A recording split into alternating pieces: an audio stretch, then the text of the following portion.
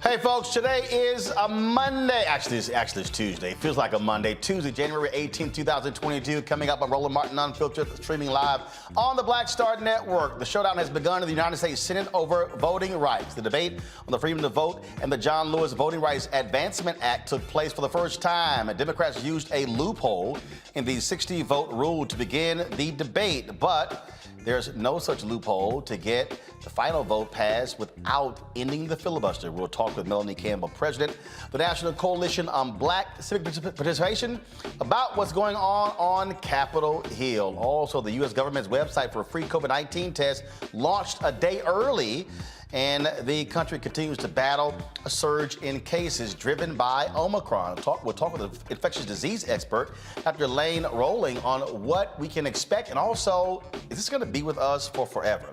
The white cop who murdered Laquan McDonald set to be released next month after serving just about half of his sentence. A Florida cop assaults one of his own fellow police officers when she tries to stop him from attacking a handcuffed suspect. An investigation reveals the Virginia Police Department used forged forensics to get people to confess to crimes. And in our Marketplace segment, sponsored by Verizon, we'll talk with John Hope Bryant, founder and CEO of the Promise Homes Company, who has closed on a $200 million institutional debt facility. We'll tell you exactly what that means. Folks, it's time to bring the funk on Roland Martin Unfiltered on the Black Star Network. Let's go. He's got it. Yeah, go ahead. Whatever the biz, he's on it. Okay, we're fine. Whatever it is, he's got the scoop, the fact, the find. And when it breaks, he's right on time and it's rolling. Best believe he's knowing. Putting it down from sports to news to politics. With entertainment just for kicks, he's rolling. It's on go, roll, y'all. It's Roland Martin, yeah. Rolling with Roland now. He's funky, he's fresh, he's real, the best, you know he's Roland Martin.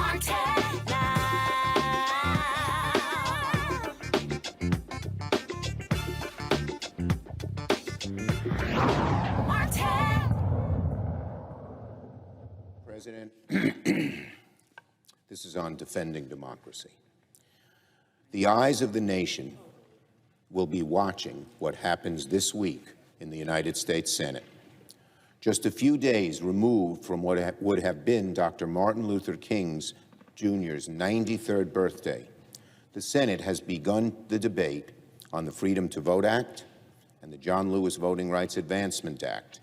For the first time in this Congress, Democrats have tried for months to hold a voting rights debate on the floor, but we have been blocked each time by Republicans. We brought common sense proposals 4 times on the floor of the Senate, and only once did one senator, Lisa Murkowski, to her credit, agree to even begin debate on voting rights. On all 3 other votes, not a single Republican joined us. Every one of them voted to block even a debate on voting rights. So today we are taking this step by using a message from the House.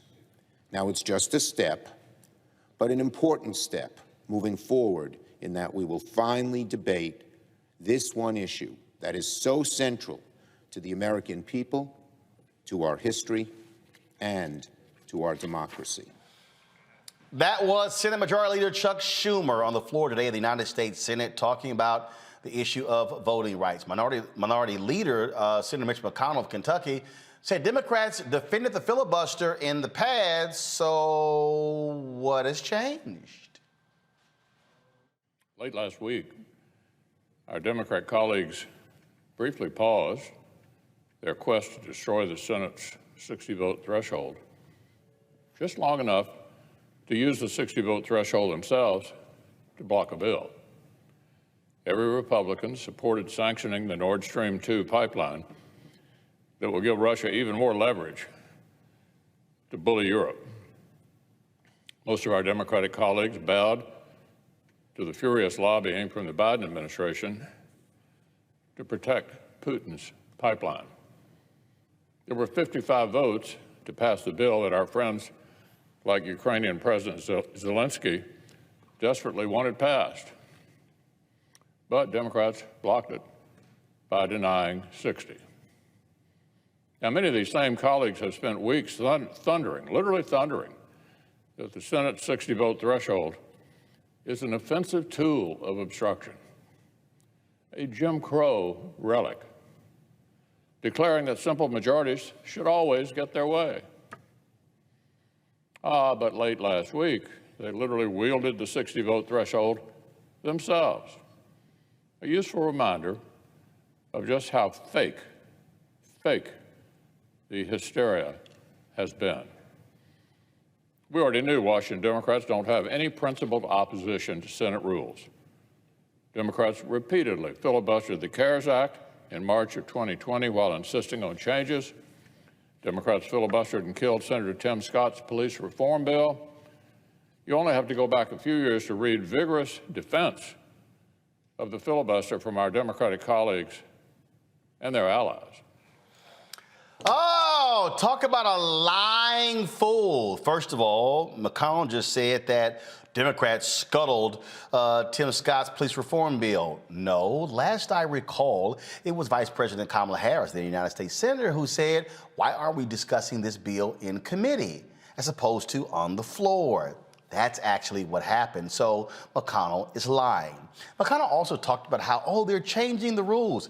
Didn't McConnell put 2 Supreme Court justices on for life with just 51 votes? McConnell, you're lying again.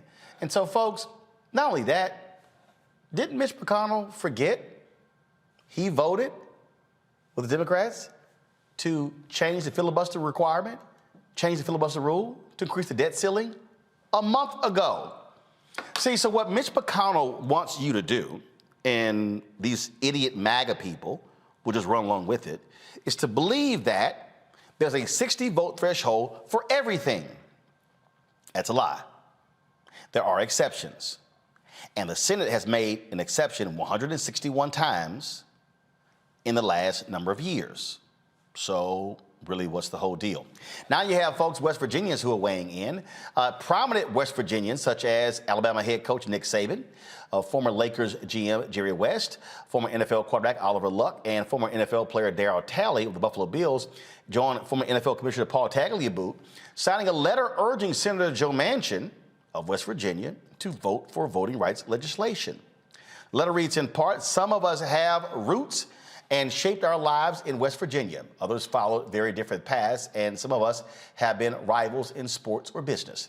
But we are all certain that democracy is best when voting is open to everyone on a level playing field. The referees are neutral, and at the end of the game, the final score is respected and accepted." Guys, please put the letter up. This is the letter right here. Okay, thank you. All right, you see right here, these are the signatures on here. All right, so this is exactly what they sent to Manchin. Now, today, several protesters who stood on the Capitol steps demanding the passage of voting rights, they were arrested. This is the video right here, folks. Joining me now to talk about, again, the battle that continues is Melanie Campbell, President CEO of the National Coalition on Black Civic Participation. Of course, Melanie, you've been, of course, a part of this for quite some time. We saw those activists today. We saw the protests that took place yesterday. And so the fight continues to force us in to do what's right when it comes to these bills. Yes, Roland. And one of the things that we keep saying that whatever goes down, one of the victories, it's not the win, will be a vote, so we know where these senators stand. And so when it comes down to that vote, we will at least be able to know where people stand and know what we got to work towards when it comes to continue to fight to get this thing passed. And so that's what we're going to have to keep doing.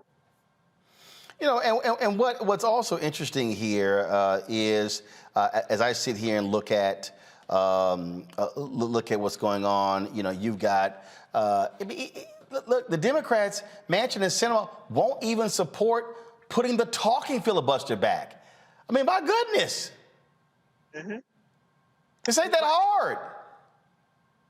And so I'm glad to see what you was just showing about that letter coming from West Virginians. I mean, the people of West Virginia and the people of Arizona want them to do the right thing. So I just know that we have to keep pushing. We need corporate America to weigh in because sometimes if you don't listen to the people, you'll listen to money. And so every tool in the toolbox we have to keep using and hold. And also, and I know I heard you talk about this, and also push on the Republicans. At least 10 Republicans at the end of the day ought to be able to figure out how to do the right thing. So we cannot let them off the hook while we continue to push for Sinema and Manchin to do the right thing as well. And of course, there's some people who say, look, this is all for naught. Why don't you just simply give up? But the bottom line is you got to force it, because right now we need to know who's where do people stand? Who's for, who's against? And in the state of Florida, my home state where I grew up, you have the governor who is now trying to accept a separate office to enforce their voter suppression laws. So it's not stopping. And so, and the more these state legislatures come back into place, we're going to see a whole lot more kinds of voter suppression laws. It's like somebody turning the dial to see, well, just how far will they let us go? Let's see how far we can go. And so that's what we're going to continue to see. And so at the end of the day, folks got to make that decision. What side of history are you on? And we cannot afford to stop fighting for our voting rights. And we've always had to fight. That's the thing I try to tell young people. We have, unfortunately, always had to fight to protect our voting rights. And we will continue to do that until we get another victory. And then even with that, we have to keep and stay vigilant by making sure that we continue to vote, and especially when you get down to state and local elections, especially these days, state elections, because a lot of times the state override what's happening with local political, local elected officials and city councils and mayors anyway. And I apologize, I'm out. I couldn't get some. I know you hear them sirens, so apologize. It's all good. It's all good. And when we talk about the pressure and why that's important, all levers must be pulled to get the attention of these members of Congress. Yes. All of them. And Roland, whatever goes down with this vote this week, and I know my sisters and brothers were out there. I was out there today, putting their bodies on the line. We will continue to do that. We also simultaneously have to make sure that whatever's going on, that we vote this year, and continue to engage this administration. And they say they're going to stay the course, keep pushing the White House, get with the Justice Department, every tool that we can. At the end of the day. And I just think it's a moral imperative. Right. What we're talking about is what's going to impact our kids, my nephews. These kids are going to have a bad way if this country, it's not just like, okay, win one this week, win another next. No, this is about the whole shifting of this political system that can put our children in a perilous future. When you're talking about pushing us back, not just pre-65, we talk about Reconstruction. When you can do what they're doing, it's not going to stop here. No, it's not. In fact, when I talked about putting the pressure on, Emily's List has made it clear that they sent a letter to Kristen Sinema that if she chooses re-election, if she keeps on this path, she will not get their endorsement. This is what they sent her. Senator Sinema cannot support a path forward for the passage of this legislation. We believe she undermines the foundations of our democracy, her own path to victory, and also the mission of Emily's List. And we will be unable to endorse her moving forward. That is, of course, a very powerful fundraising group that supports, right, that's pro-choice, but also that's all about electing women to Congress. Right. And Sister LaSponza Butler, give her a great shout out, sister, who's now the head of that, is a Black woman who's running Emily's List. So that's history as well. Absolutely. Melanie, Campbell, we appreciate it. Thanks a lot. Thank you. Thank you, Roland. All right, folks, go to my panel. Mustafa Santiago Ali, former senior advisor for environmental justice at the EPA. Teresa Lundy, founder of TML Communications. And we'll be joined in a bit by Demario Solomon Simmons, civil rights attorney and founder for Justice for Greenwood. I want to start with you, Teresa. That Emily's List decision is important. Last week, they released a statement. People like me said, ain't good enough. Send the signal to Sinema and any other woman who wants their endorsement and their money. You don't do what's right when it comes to voting rights, you will not be getting our support. Yeah, and I think more organizations actually need to run on the same talking point because, look, Emily's List has been influential in making sure that women are elected and in the right position. But they also have a very, very big contact list of sponsors and donors and those who already are established after their sponsorship. But I think other PACs would also benefit from some of their talking points. So it makes sense. I think it's at the right time that they made the statement and that it made sense. But I also think there is a time for us to really think about, what's next. So what more can some of these PACs and organizations do? Not just getting us elected, but actually making sure that we as in those who are elected are still hitting some of those same point in those same voting rights that is necessary to move this country forward. Mustafa, what happened to Kenneth Frazier? What happened to, of course, these other Black business leaders who supposedly rallying these companies to stand for voting rights? You notice they're gone? I mean, what happened? Ken Chenault. Matter of fact, I'm going to send him an email in a second. And where'd y'all go? Exactly. Their silence is as deafening as many of the others who are supposedly going to help and be supportive and to push to make sure that voting rights and a number of other issues that have been impacting our communities were going to be stood up. But because of their silence, there are a lot of folks who think that they get a pass. It's almost like some of the senators and others who are on Capitol Hill that because we have rightly been placing attention on a couple of members, primarily Sinema and Manchin, that others have been able to kind of be silent also. So that's why it's so important that this vote, hopefully that comes up where we see where people stand. But we got to also focus on the left. I appreciate what Teresa just shared, and I appreciate what Emily's List is doing. And we have a number of companies and corporations, and we've talked about this before, that when the Black Lives Matter movement was garnering all that attention, that folks were saying, well, we're going to do right. We're going to make sure that we stand with you. We're going to make sure that those elements inside of your community that need to be protected, that we're there for you, that we're going to be authentic allies. But now we still don't see a whole bunch of them showing up. So that dynamic has to change, and we have to hold those accountable who are not willing to stand with us in these very, very serious and significant times. Indeed, indeed. Let's go to the floor of the United States Senate, where they are debating this very issue right now, and let's hear what is being discussed.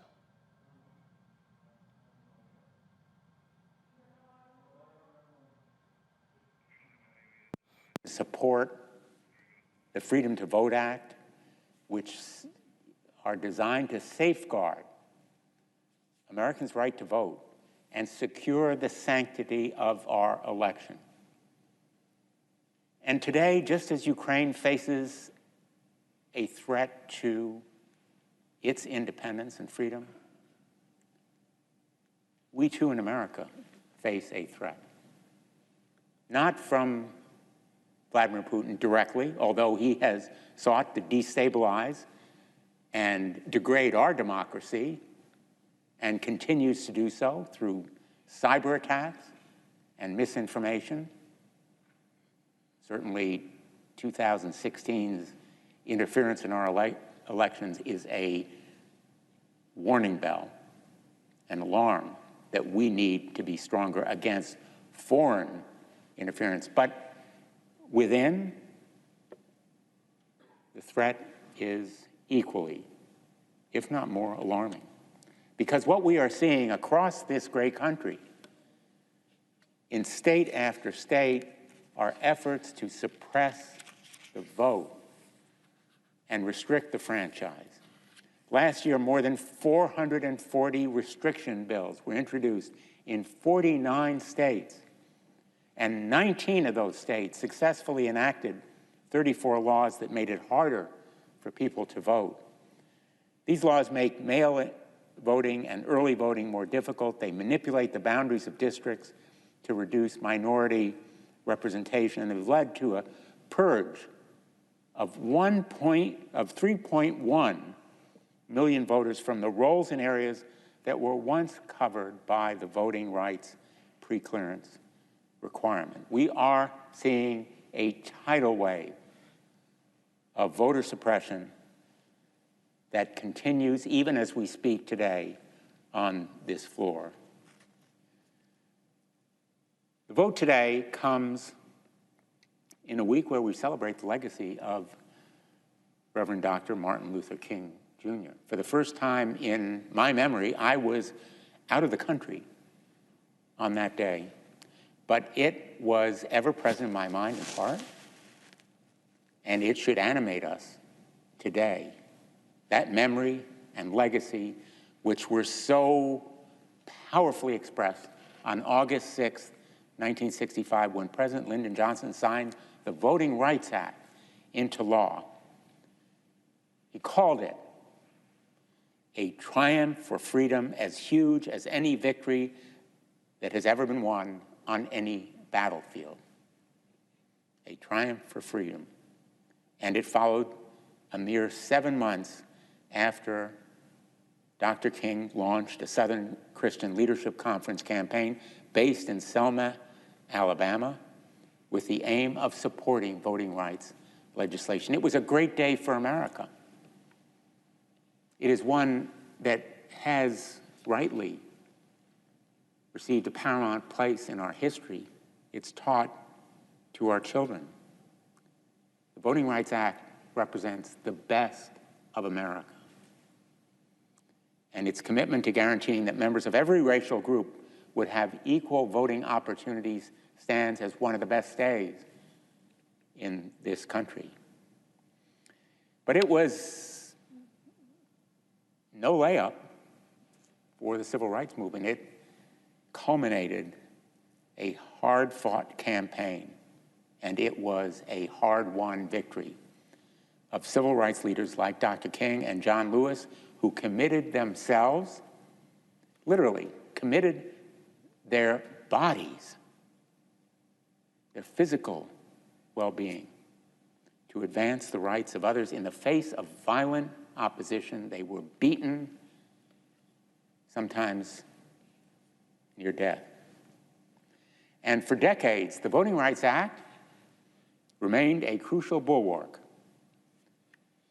It was retained and defended against insidious efforts to roll back the clock until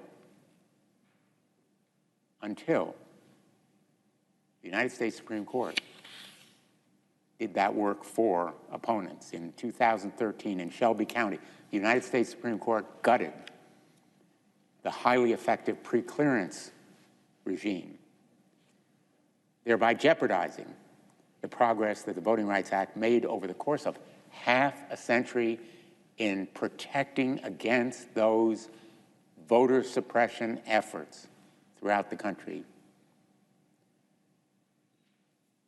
Justice Ginsburg said it best in her powerful dissent in Shelby County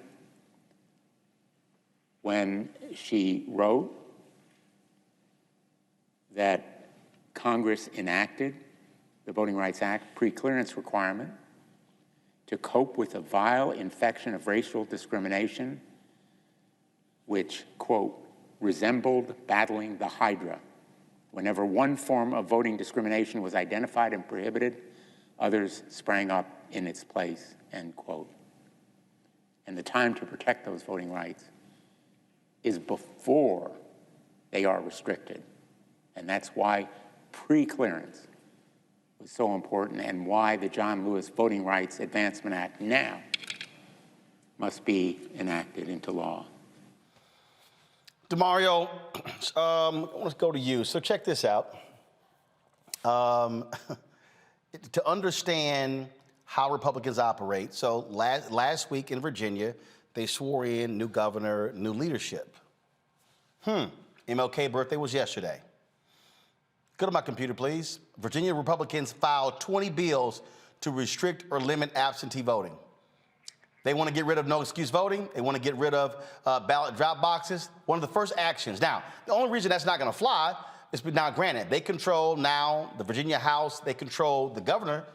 They don't control the Virginia Senate. Democrats still control that. That's the only reason it's not going to get passed. People need to understand. Now, mind you, it just got in. Not bills dealing with education, not bills dealing with the economy, not bills dealing with housing, voting. The first bills they put up. Yeah, because they understand power. And thanks, Roland. Good to see you and see the panel, esteemed guests. I appreciate being on this with you guys tonight. They understand power. They understand the vote. They can get everything else accomplished if they shut down the voting. So Democrats came in and did the exact opposite, focused on other things. And I mean, unfortunately, I'm still not convinced that the Democrats are going to be strong enough to make this happen. I'm praying for it. I'm pushing it. I'm sending my emails. I'm calling the folks I know, trying to make this happen. But I don't think they really understand the urgency still at this point.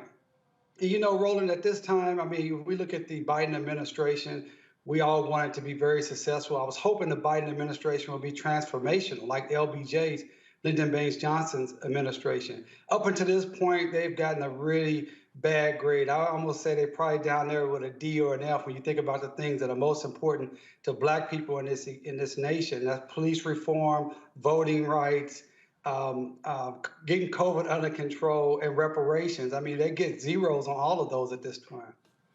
Well, look, I get that, but frankly, you can't make a comparison to this Congress and LBJ.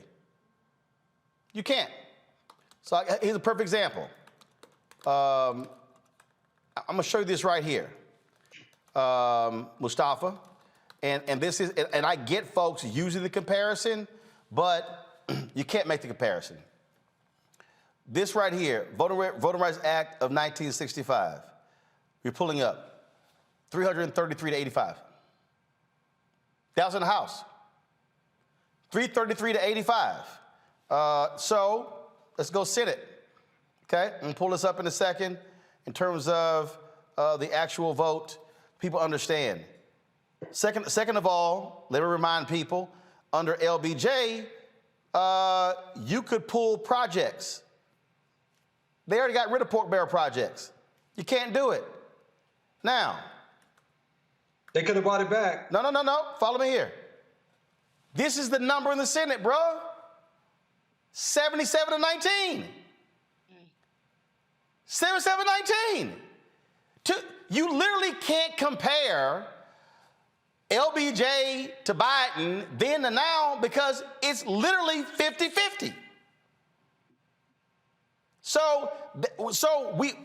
And folks say, figure out what Sinema and Manchin want and don't give it to them. The problem is that those rules have been changed. The old rules, and here's the other deal, and I totally get what everybody's saying, and I'm right there as well. Here's the problem, Mustafa. If Manchin or Sinema says, I'm no longer, let me repeat this. If Manchin or Sinema says, I'm no longer a Democrat, not become a Republican, and now I'm an independent and choose not to caucus with the Democrats, Chuck Schumer is the minority leader and Republicans control all committees. That's how tenuous this situation is right now in the United States Senate. It's a tightrope. And you know, most folks haven't spent any time on Capitol Hill, so they don't really understand, unfortunately, how the numbers work and also how difficult it can be to be able to move the legislation, especially if you're trying to court someone to actually get the votes. That's why when you look at things like the Build Back Better as an example, it shrunk from 3.5 trillion down to like 1.7 trillion, 1.9 trillion, and it still couldn't get folks to move forward and do the right thing. So there is this tightrope that, you know, Schumer, that the president and others are currently walking to be able to, you know, just get voting rights, just to be able to get folks to come to the floor and be able to debate this and Mustafa, let me go back, pull it up. It was 333 to 85 in the House, 77-19 in the Senate. Republicans voted for it. The problem right now is there are zero Republicans voted in the House. Zero are going to vote in the Senate. Zero Republicans voted for the COVID relief bill. Zero. That is the reality. Even the infrastructure bill.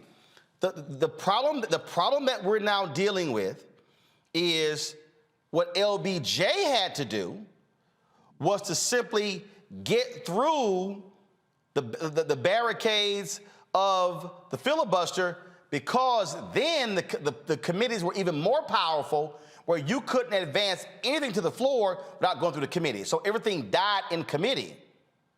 The problem now is you can take it to the floor. If you ain't got 60 votes, you're still screwed. So what we're dealing with, and I'm gonna also give people a reminder. Democrats had 60 votes when Obama was president. And why didn't they pass health care with 60 votes? Because all it took was one senator who wanted other changes. Remember Lieberman? Remember your senator from Nebraska? Because remember the Cornhusker deal? All the training that had to go on? So even when Democrats had 60 votes, they didn't have a hardcore 60 because of different interest. And that is the fundamental problem that we're dealing with. And I keep saying this. Republicans, they right, hard right. Democrats, centrists, liberals, progressives, far left. They tent so big, you got to sit here and juggle, Teresa, to satisfy all these different interests on the Democratic side just to be able to get the bill to the floor. I see there's two different components here. One is the division. I think after, towards the end of Obama's administration, there was a lot of division as it relates to how we start to look towards the future when it comes to future legislation. And so we are at this undeciding point where, now we have Democrats trying to figure out if they're going to be independents. And now we have Republicans now thinking about the working family. And so all of these interesting developments that have been happening over time has been something that I believe the Republican Party has decided, we're just going to cause division. And so most of it is picking apart different legislation, different, finding their, new outlets of airing their views, and also buying new platforms. I believe Trump now has a new platform that's going to apparently be, comparative to Twitter. And it's an interesting, rollout strategy that they've been doing, and thus we can't get anything done. And so I think that's where we are in terms of where our priorities really lie. And Roland, to your point of all the special interests that ultimately come into play, is that we don't have a foundation of people trusting each other in Congress or in the Senate. And so, again, when we can get those votes back in 1965, and it seems like we just can't get these votes today, we are at this very fine line of, those we are getting elected, are they going to be aligned with the other senators and their other colleagues? And that's where, the division is actually aligned, because it seems like no one is trusting each other to get things past the finish line. And here we are, the American people, suffering. Well, but also I think what we have to also really deal with is that we are seeing what happens when you do not ignore state politics. Here's what we're up against right now, DeMario. We're up against trying to pass a federal bill to stop what's happening on the state level, because they control that. And so, as I talked about last week, when we have to understand how geography plays a role in all of this, the importance of these rural areas and who lives there and the power that they are wielding in these various states. So this is a much more complicated issue, but it also goes to show, look, in the last election, Democrats were anywhere from 5 to 8 seats away from taking control of the Texas House. Guess what?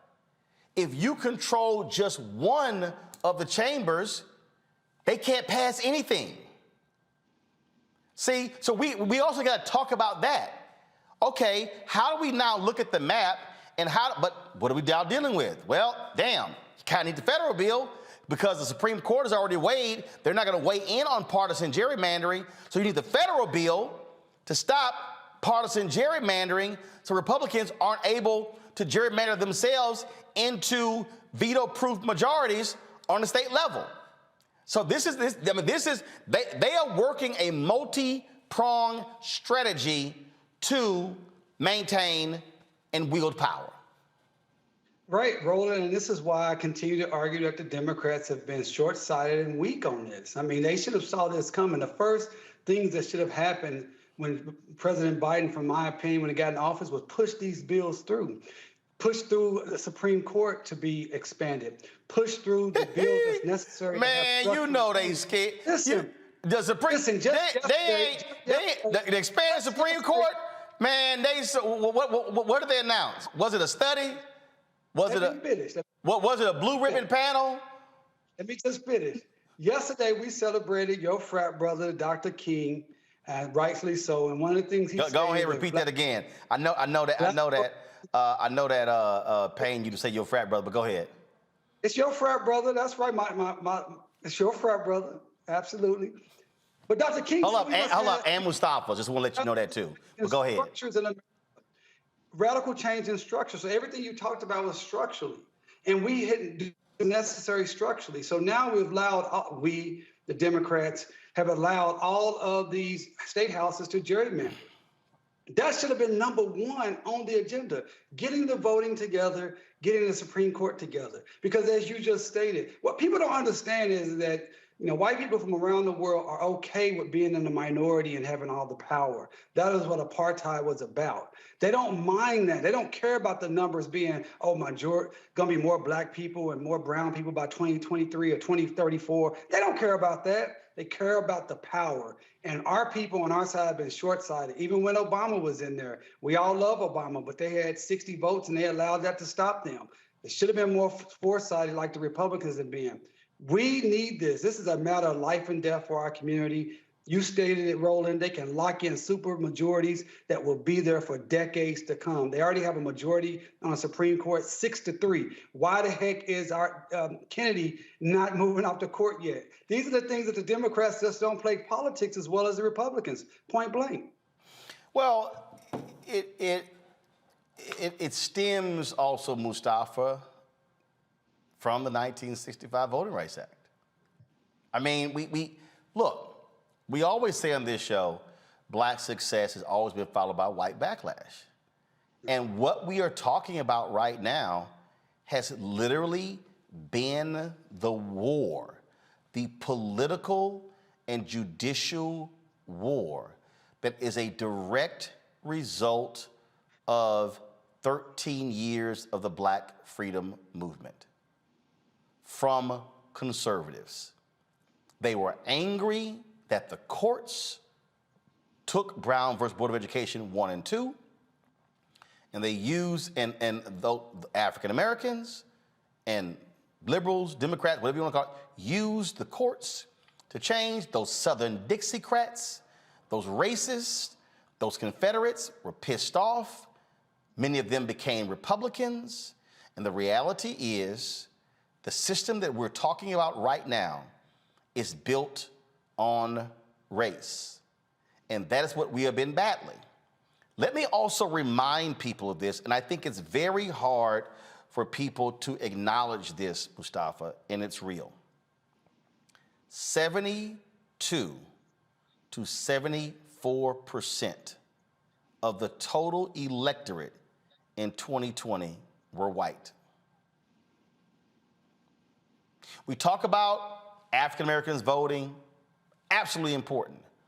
But we have to vote to the edge of our capacity. We have to completely maximize our numbers. Then we got to look over here at Latinos and say, man, what y'all doing? Is it going to be 70-30, 65-35, 60-40? And so it's also a numbers game. Many of us thought, because of the white folks dying off, numbers shifting, that the 2020 election was going to be the first election in American history where less than 70% of the total electorate was going to be white. It was 72-74. We're still dealing with white politics. White politics. We're still dealing with, Mustafa, trying to deal with white Democrats who were appealed by Trump's message of Make America Great Again. He beat Hillary Clinton by 450,000 votes in Ohio. The same white workers who picked Obama over McCain. So we are still, so for all of what we're laying out, and then when you talk about Latinos, you got to deal with white Hispanics who identify more white than brown. So which is why the only way this happens is if you're dealing with a multicultural coalition. It cannot be black only. You have to have a multicultural coalition to win and beat back what is going on with the Republican Party. Well, that's been the message. Dr. King shared that message that we needed a multicultural set of actions and individuals coming together. Our brother Jesse Jackson, the same thing. And then even Reverend Barber has all been focusing on and helping us to understand, our sets of commonalities. And that if we come together, we can actually begin to move the needle and we can begin to win on many of these issues. This set of strategic plans that Republicans have put in place has been going on for over 60 years now. The set of steps that they understood that they needed to move forward on. And they've been very methodical about it, but they've also been very laser focused. If you come up through the Reagan administration and the Bush administration, you see individuals who have been working both on the federal and the state level to get these types of things in place that we see that are playing out now. Trump just hyperized it. Trump did, he began to take, not only as folks did before the Willie Horton ads and those types of things, he began to utilize it in a much broader fashion. And then he also began to emphasize for folks that, you're losing something and that we have an opportunity to actually make the country great again, and then taking back to the 40s and 50s as the paradigm that he was operating from. So folks have got to realize that we have got to come together to be able to make these changes happen. But that doesn't mean that we have to lose focus on the fact that Black folks are still the most disproportionately impacted in almost every category that there's out there.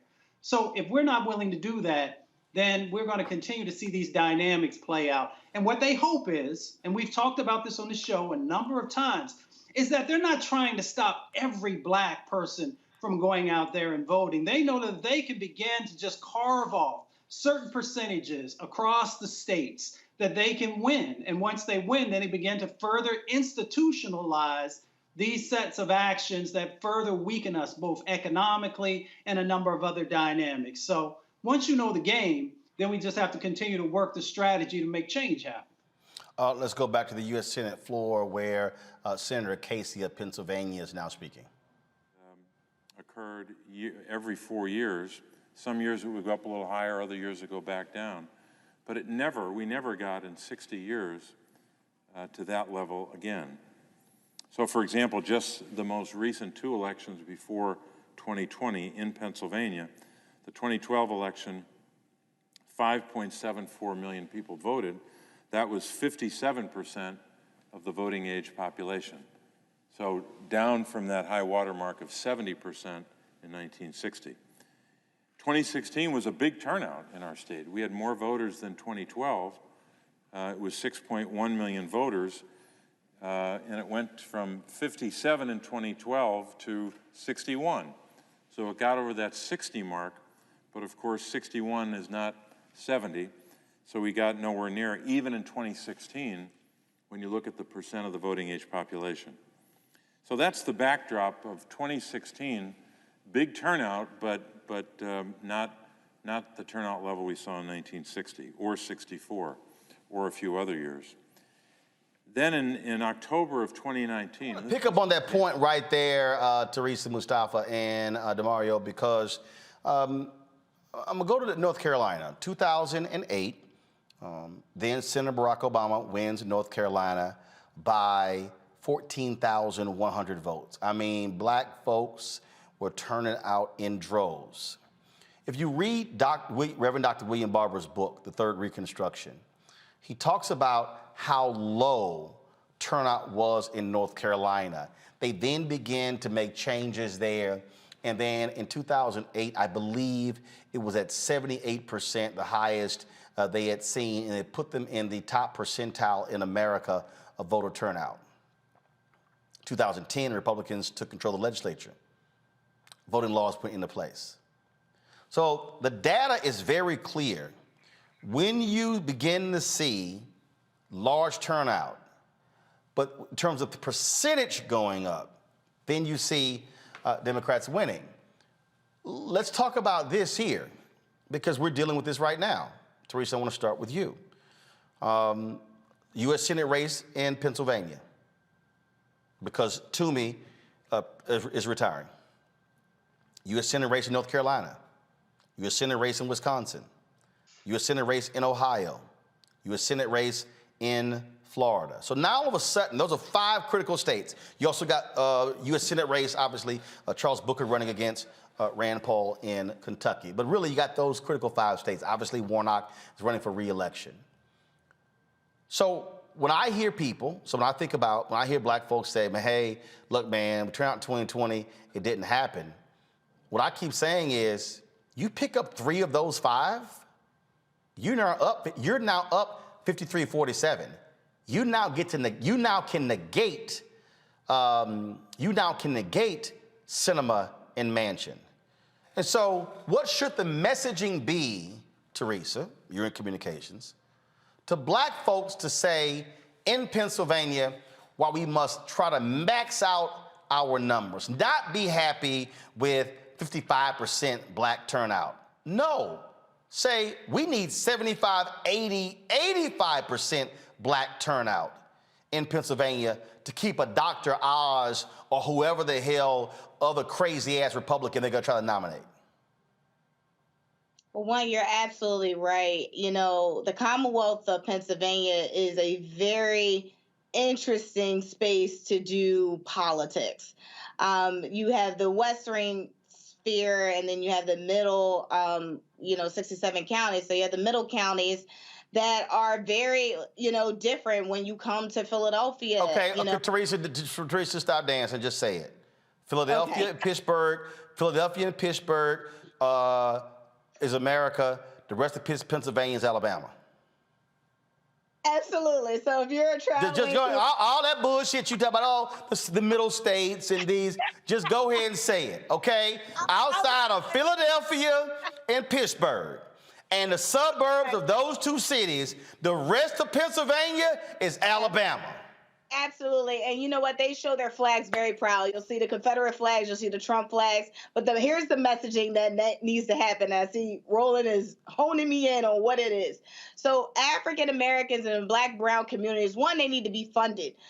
We currently have one African American male, he's young, that's Malcolm Kenyatta, and he's running, as the African American candidate for U.S. Senate. But then we also have a whole slew of GOP Republicans, and I believe they're going after the Black vote. They are consciously thinking about the working families. They're thinking about blue collar. And so they are trying to spend dollars and cents to make sure that their message is clear, which is, if you're tired of dysfunction, get with us. And I think that message is obviously not resonating, but obviously the Democratic Party needs to choose a candidate that they actually stand behind. And so what we have currently is a Pennsylvania Democratic Party that is kind of on eggshells on who they're actually going with. They have not picked a nominee. And so we are getting, the best of both sides. The GOP has already had a debate here in the Commonwealth, and the Democrats have not, because they're still trying to figure out the numbers and the lay of the land. But I think if they really want to get on message, and if they really want to speak to Black and brown communities, one, they need to financially make sure it happens. Two, they need to make sure that that effort actually takes place. And then three, also realize that we are still, as much as we're thinking about the U.S. Senate race, we're also still thinking about the maps and how they're being drawn. And so everybody is kind of at an unease feeling. Well, keep in mind, the maps are no big deal for Senate races because they're statewide. So the maps matter for congressional races, state rep, and state senate. For United States Senate, it's statewide. Maps don't matter. And so, yes, that doesn't matter. But then you still have those candidates who are still trying to figure out who are they supporting within that. So there's still a divide, and I don't think the Democratic Party has really gotten on the same page. But I think Republicans are making an assertive effort to reach into Black and brown communities. Now, we haven't seen it yet. We haven't seen some of these resources, but they are absolutely, trying to use the talking points of, gun violence and, poverty, and try to figure out nuances that will definitely be appeal, but also not too much. So, I think there's a lot that they can do, but there's nothing that really has been shown. It's really them trying to find unification within their own party right now. Obviously, it means laying out what it is that we want. See, DeMario, I always, when people yell tangibles, let me remind you, one United States senator cannot deliver what you want. You got to get the votes. But it does mean, if you're in Pennsylvania and you Black folks, you're establishing this is an agenda that these are the things that we want to see get done. And so I think if you say we want the George Floyd Justice Act, whoever is running for these U.S. Senate races, they have to be asked that question. In the primary, in general, do you support the George Floyd Justice Act? Will you vote yes if you are elected to the United States Senate? Do you support For the People Act, John Lewis Act? Do you support, so you go down the whole line. But and I'm going to say this, and people, again, I don't give a damn what they say. I don't care about these people. Man, Roland, you always trying to get us to vote Democrat. No, I'm trying to get you to vote for life or death. I'm trying to get you to understand that Medicaid expansion leads to hospitals not shutting down. I'm trying to get you to understand that when rural hospitals shut down, we die. I'm trying to get you to understand that Republicans don't want to expand Medicaid in these states, even though the money was provided by Congress to do so. They still said no. So at some point, we also have to say, here are the real things that are happening. But what we can ill afford, I understand being pissed off, mad, angry, upset. But the quickest way, DeMario, to guarantee we will get screwed is if we sit at home. So the question is, what do you say to that person who's like, I ain't gonna vote? What do you say to the people, the campaigns, the folks who are running, what they must be saying to African Americans? Well, Roland, as you know, I'm just an old country lawyer down here in Oklahoma and representing people who are injured and discriminated. Now, you're right. You country. You right. Yeah, that's all right. So I understand how to talk to regular people. I understand to come hang out with you real highfalutin folks, as we would say. I understand these big words and big issues. Even though when I went to Tulsa, you had all that vegetarian food. But go ahead with your country self. Go ahead. I swore I was in California at Cal Berkeley with the food y'all was serving at that Tulsa reception. But go ahead, tell your little story. Man, I'm trying to eat to live, brother. Go ahead and tell your little story. I want to look like Mustafa, man. Maybe I get my pink on. You know what I'm saying? So what I'm trying to do. Listen, Roland, people got to speak very clearly to our community. You know, I hear these talking points of we got to save democracy. Democracy has never worked for black people. You got to talk about how we're going to save grandma, how we're going to save these houses, how we're going to save lives, like you talked about with the Medicaid expansion, but be very clear about what that means. And I use a very example. I was just talking about this last week at a lunch. It was a young man named Demonte Driver. You can Google this. There's a foundation in his name. This young man, back in 2007, I was coming back from a conference in D.C., actually working on reparations for the massacre with Dr. Charles Ogletree. And I was reading a paper about Demonte Driver. He was 12 years old at the time, and he died because he had a cavity, and it turned into an abscess. And the reason, it went to his brain and killed him. Yep. And the reason he was not able to get that cavity, that tooth out, because no one would accept the Medicaid because the rates have been cut so low. And they were trying to utilize that story to be able to put more money into healthcare for children. This is 2007.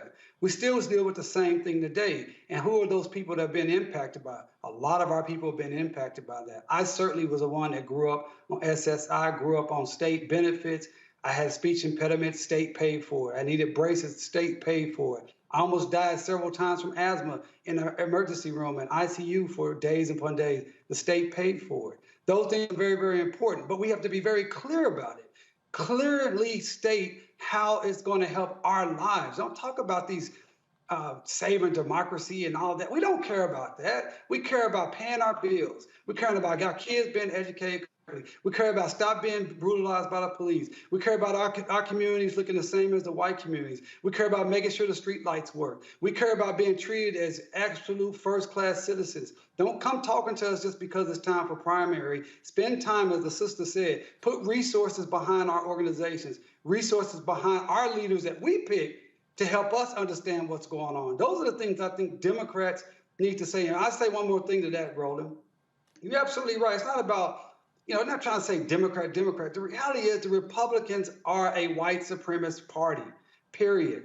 They're not about ideas. They're not about anything. They're going to pull out of debates. They don't have a platform. They're letting you know the only thing we care about is maintaining power for the minority of folks that we wanted to have power for, period. So when you understand that, the only game in town really for us, unfortunately, is the Democratic Party. It's a terrible position to be in, but that's where we are. That's the reality of it. Mustafa. Housing, healthcare, jobs, and education. That's what folks care about in Canonsburg. That's what people care about in Uniontown, Pennsylvania. That's what folks in the Hill District in Pittsburgh care about. And my sister Teresa got Philly on lock, so she knows what folks are talking about there.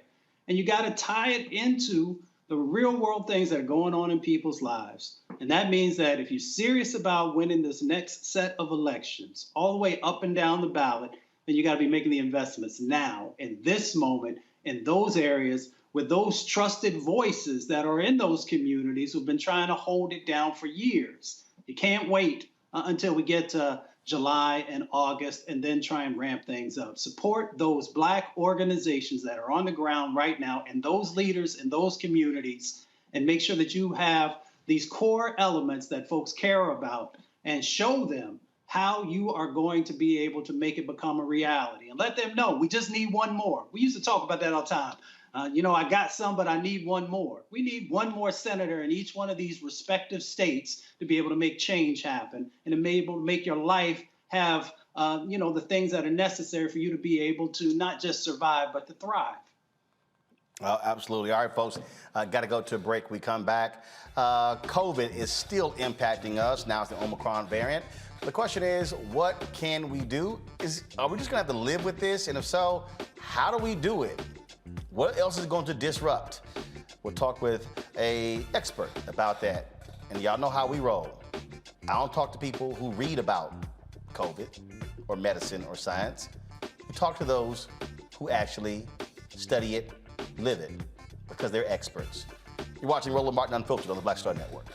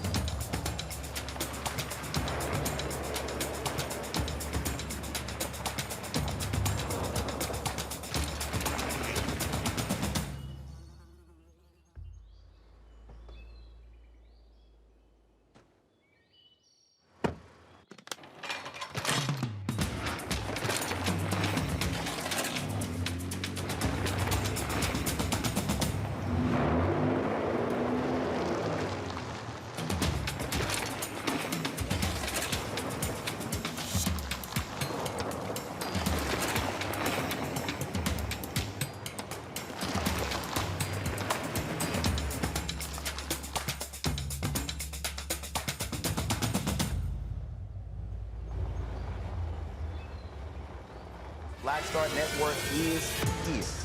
Hold no punches. I'm real revolutionary right now. Support this man, Black Media. He makes sure that our stories are told.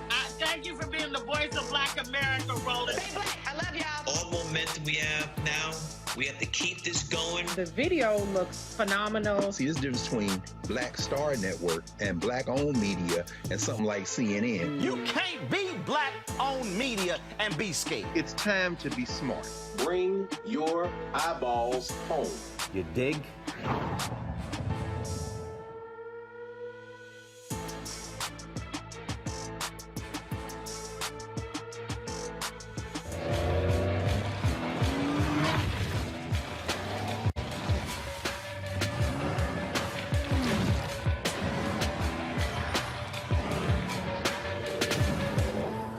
I'm Chrisette Michelle. Hi, I'm Chaley Rose, and you're watching Roland Martin Unfiltered.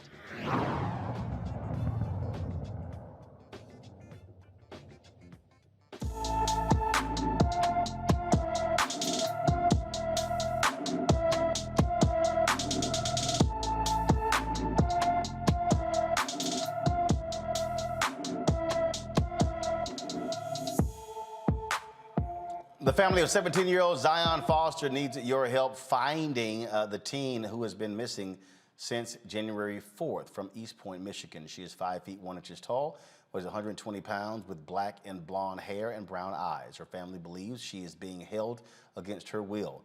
Zion was last seen wearing her Detroit Wing Company uniform. Anyone who has seen Foster or has information on whereabouts, please call the East Point Police Department at 586-777-6700, 586-777-6700.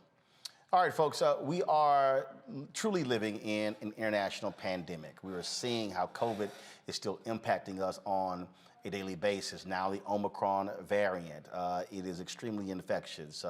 332 million cases of COVID in the United States. Worldwide, 5.5 million people have died from the virus in the United States. The death toll is nearing 900,000 cases, and we're still seeing numbers. Now we're seeing reports of things tapering off, what's happening. So the question is it tapering off, or are we simply going to have to live with this? And when we say live with this, what does that mean? Always wearing masks, always doing social distancing? Are we ever going to be able to go back to events? The Grammys had gotten postponed. They now moved it to Las Vegas. The NAACP Image Awards, they announced their nominations today. They announced that it will be in person. It will be an in-person ceremony, but there will be no audience, and so basically, no one's going to be there. Will there be an Essence Festival this summer? What does this all impact? Will we see conventions actually take place? All of those questions we're still with 2 years after. 2 years after COVID hit the United States, hit the world in such a huge way. And so our goal has been to talk to people who live this. This is what they live. This is what they do. This is what they study. This is what they've been going through. And so joining us right now is one of those very experts, joining us from Baja, California, Dr. Roland. Of course, you've been seeing, him on social media. You've been seeing him talk about this with his videos. And so, again, Lane Roland is the Director of Clinical Education and Research, Tropical Pathology, and Infectious Disease Association. So that means, Doc, you got credentials. First and foremost, I want to start there. It has to drive you crazy to watch these TikTok, YouTube, Twitter, Facebook doctors, folks who never studied, never practiced, but because they read a medical journal or because they saw something else and they're just repeating stuff ad nauseum as if they're actual experts. Absolutely, and Roland, thank you for having me on your program. But you're absolutely right. This has been a hell of an exercise over the last 2 years, trying to educate people about real infectious diseases. I mean, I've been doing this for 30 years, real life type of stuff, and you're absolutely correct. The reason why we're in this situation, you got people that jumped into a lane they're not trained in. I've never seen any of these guys in the jungles of the Amazon doing Ebola, dengue, malaria, putting babies in body bags, seeing some of the worst diseases in the world that will eat your face away, looking at live viruses under laboratories, et cetera, et cetera, et cetera. And you're right. They missed the boat. They got almost 1 million people cured here in the United States, and the virus is out of control. It's going to be out of control for a long time until we reset the clock back with people that actually do this stuff every day. I'm an infectious disease guy. I'm a virologist. I'm a chemical and biological warfare expert. I'm not a mechanic. I stay in my lane. And so when you say it's going to be with us unless we do a reset, what does that mean? Well, a reset is that we should have had that big mama conversation 2 years ago, like I've tried to do on all the different platforms I've been on, from MSNBC to Congressional Black Caucus, et cetera. Urban League is trying to educate people about the virus. You have to understand, folks, this is an RNA virus, coronavirus, largest immunogenic virus on the planet, capable of changing in a heartbeat, and is transmitted by 3 ways: respiratory, secretions, fecal contamination. It came from an animal. This is how you protect yourself. We didn't do that. It became a political narrative. People got into a lane, and they got a lot of people killed. So we have to set the clock back, educate people about the virus, transmission, how do you protect yourself. Dr. Roland, you're an infectious disease specialist. How do you function in a world where you're dealing with some of the most dangerous pathogens on the planet and you don't get infected? Or if you do get infected, you survive. That is a big reset. And the problem that we've had because of the misinformation and disinformation, that is why Black America and people of minorities around the world are in a bad situation. So this, and you're absolutely right about the whole political point. And I've said this here, that I think the biggest problem that we face in the United States is that we literally had an idiot who was in the White House. But let me explain that. Because he was so hell-bent on nothing impacting the economy. He was praising China while other people were like, yo, man, they're hiding stuff from us. And so we were getting these nutty news conferences. No, don't worry. We got 13 cases. It's that one, we got that one Chinese guy. We're good. We're going to have, everything's going to be fine. Then it was, oh, no. Don't let those people off that cruise ship in Florida because that's going to cause our count to go up. Or, hey, the reason we're not testing a lot of people, because we test a lot of people, we're going to have more cases. And so I think what it did was, it gave people who already, I mean, look, you got 10 to 15% of people who are already nuts. Okay, but that thing just then began to take off. And then what I think also what you saw is you just saw this constant, no, I don't want to say, don't give them the true information. The whole battle with Fauci and Birx, no, you can't talk, the chemical stuff. And so what's hard is when the people who you want to trust in a national emergency are not actually trying to really deal with it because, oh, it might cost me the election. And so when you say the reset, the problem now is it's people like, oh, now you can't trust the government, can't trust Fauci, can't trust Biden. So the sources that we normally would want to trust, bruh, I got black people like, nah, bruh, you can't trust them doctors. And I go, we got black doctors. Well, they bought off by the pharmaceutical. I'm like, well, who the hell you listen to then? I'm like, if your ass gets sick, you gonna listen to that black doctor? Well, I agree with you on that, but the point is that there's a guy named Dr. Roland that's been doing this real time for 30 years. I just happen to be in the jungles. And the reality is, you're right. It became a political narrative. Fauci made critical mistakes. This is a respiratory disease. You wear a damn mask. Bree, whatever her name was, she was not out in rural Arkansas or Louisiana talking to Big Mama in a trailer house about how to decrease transmission. You're right. That narrative is gone. The virus is out of control. The vaccine was supposed to be one solution. It's not going to work. Different mutations. The reality, we have to set the clock back and get back to basic understanding of infectious disease control. Biosafety security protocol. What is the function of testing? Explain to people what testing can do. Explain to people what quarantine means. Explain to people how long transmission is, how long you're infected. Understanding the role of viruses in this new world and how, if we continue this pace we're going, we're going to have thousands of more mutations coming down the road. Don't make no mistake about it. Omicron is just the beginning. All right, now we had an expert from North Carolina A&T on who made that clear back in April 2020. We were trying to warn people as well. And so, like, here's a perfect example. Okay, so Phyllis Brown on YouTube. Bill Gates been pushing the vaccine. This virus isn't going away. It's population control. No, not at all. You have to realize that the reality is that you cannot vaccinate yourself out of this, Roland, because this virus has an animal model. This virus has found coronavirus in almost every animal, from bats, dogs, cats, bears, tigers, etc. Okay, hold on, Doc. Stop right there. So then you got the people who are going, nah, this wasn't no animal thing. The Chinese created this in a lab, and it just escaped the lab. No, it did not, because I'm certified in chemical and biological warfare. I have 6 degrees. I look at genetic sequence. I believe in facts, science, and medicine. I'm not in a feel-good thing.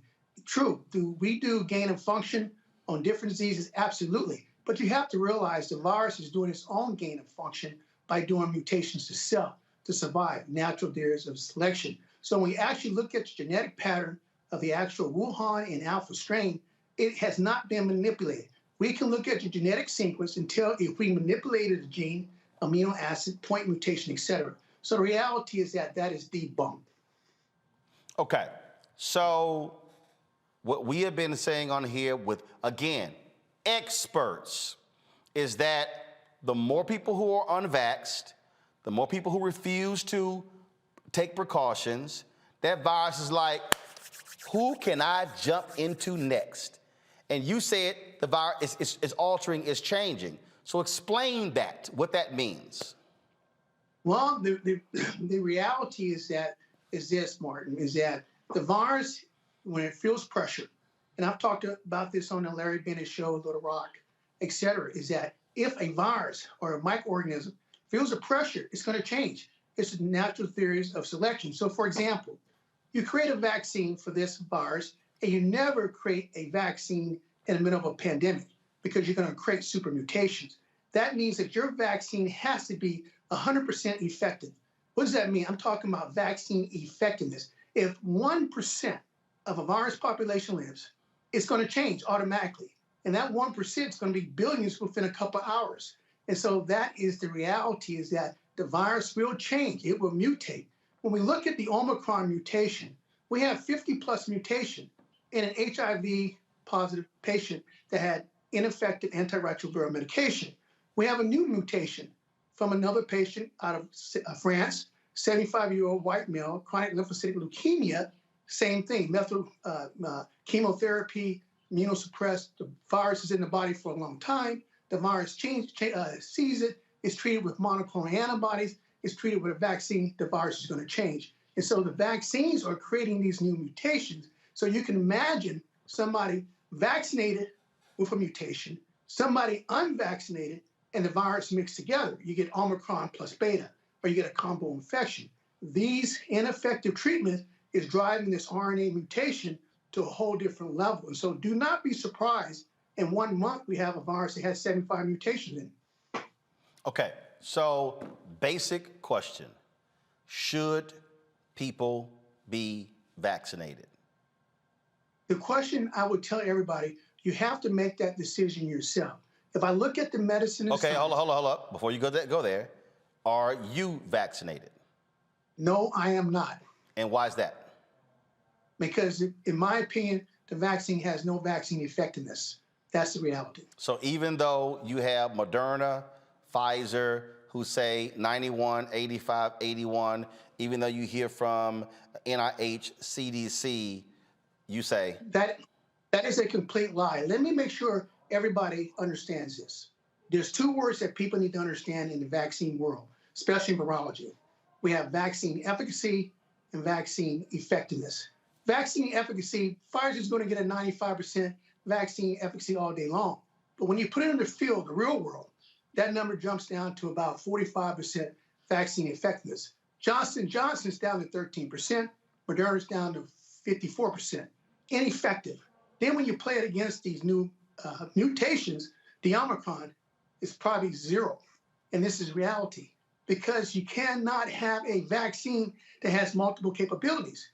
You have to have a vaccine for the alpha strain, beta strain, gamma strain, Delta, Omicron, IHU, and they're not going to do that. So when we put it in the real world, when you test everybody, the big mamas, the diabetics, the kids with autism, the women in their first trimester, that number is not going to exist. And that is what's driving this mutation, global endemic infection that's going to be with us for the next 50 years plus. So with that in mind, but of course there are other doctors, other infectious disease experts who say we should get vaccinated. Now, if that's the case, then how are you protecting yourself? What are you saying to others how they should protect themselves from COVID? Well, let's start before I answer that question. If you believe in a vaccine, and I'm on the Black AIDS Institute, and we have a thing called CD4 marker for HIV patients. That measures somebody's health. I've been telling people from day one, I helped write the vaccine platform for the Vatican. If you're going to do a vaccine, you have to know what your neutralizing antibodies are. What are they? You get injected, you create antibodies. You measure that.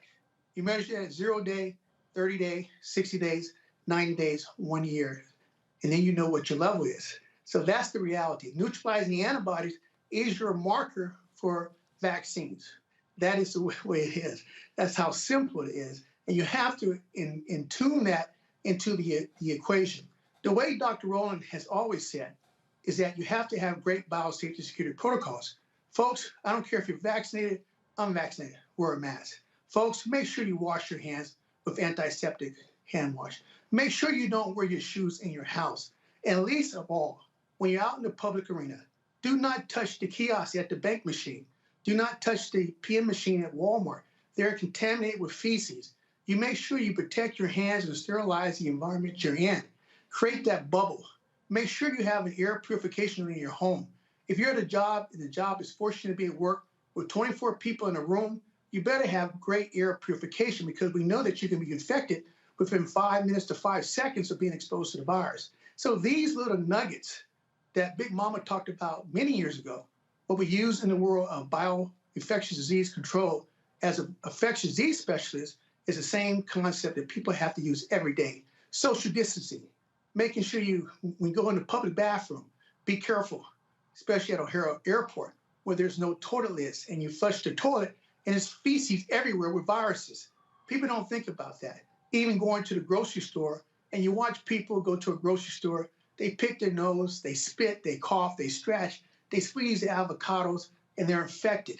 And you bring that home and you touch, your family touches that. So these biosafety security protocols are true, tried, and blue. And at the end of the day, Roland, the reality is natural immunity is always going to win.